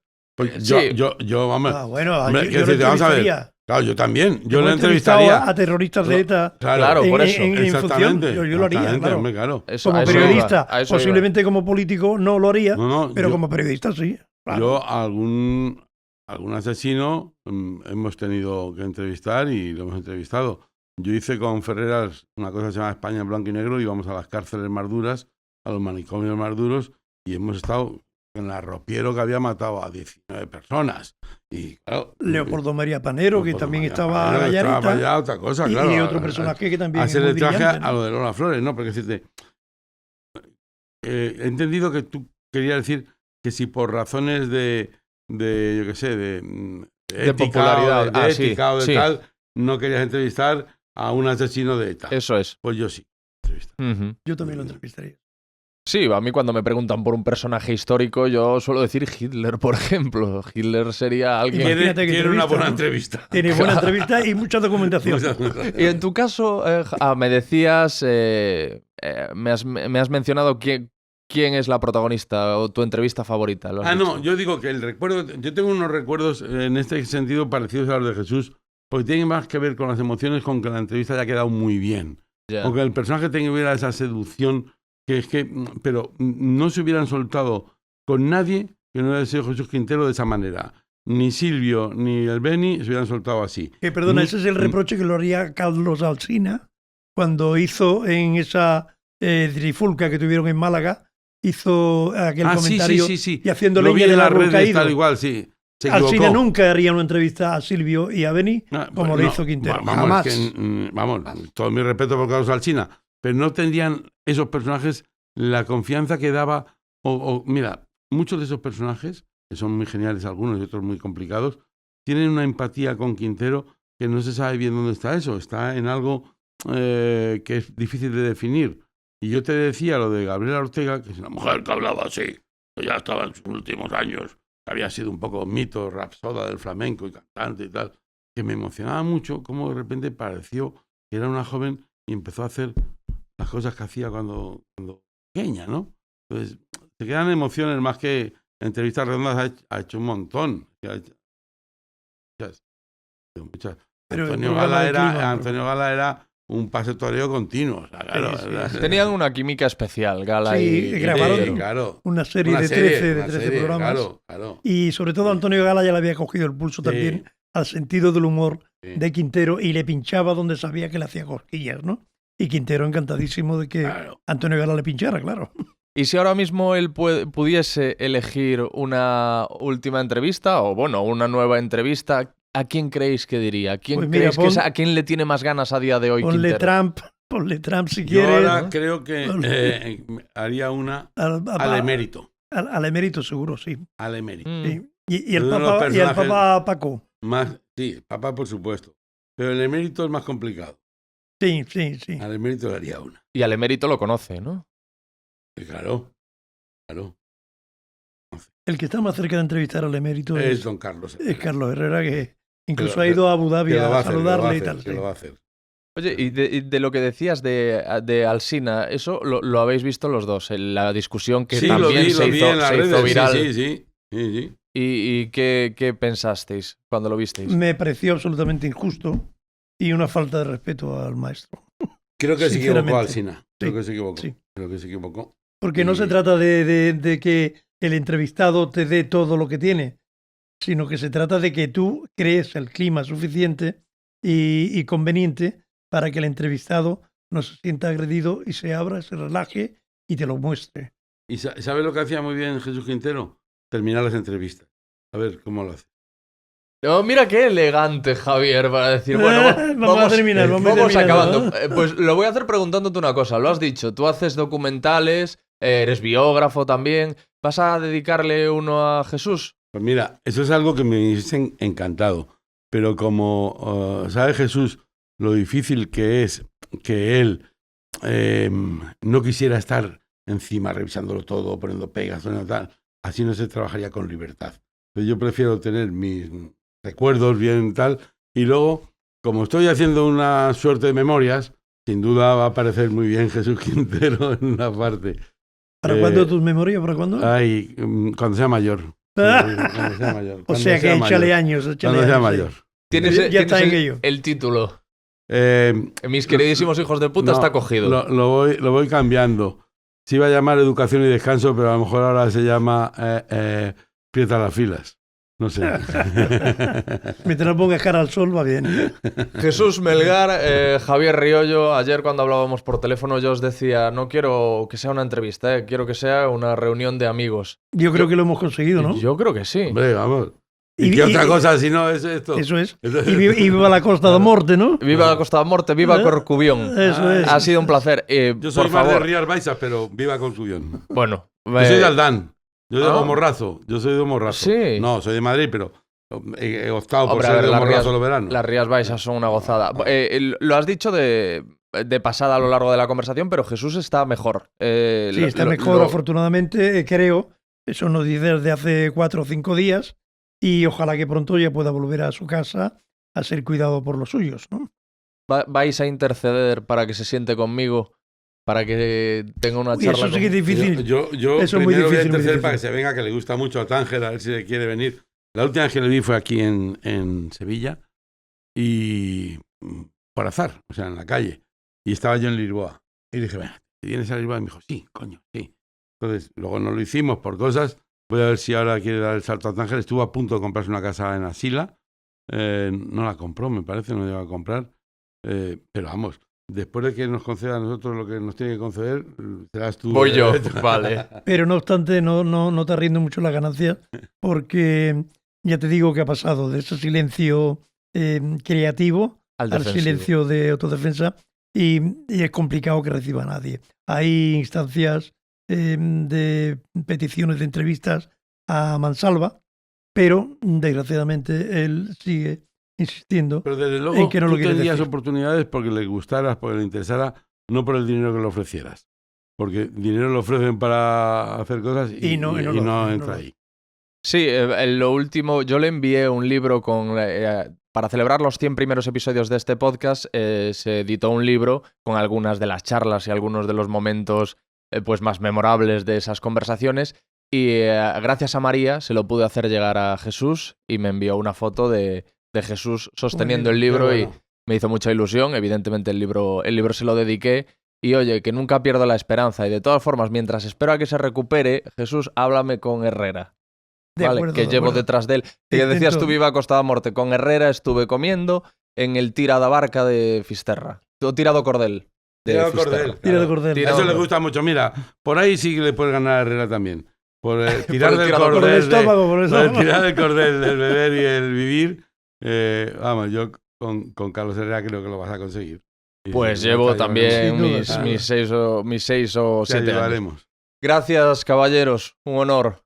Un placer. Un abrazo. Un placer y un gusto. Oye, y gracias a Joaquín que vaya al escenario más bueno. Nos Joaquín, ha dejado, Joaquín Mayordomo, esta casa mayordomo, maravillosa, increíble. Que no tiene mayordomo, sino que él es su propio mayordomo de su exquisita casa en un barrio maravilloso de Sevilla y sus recuerdos tangerinos.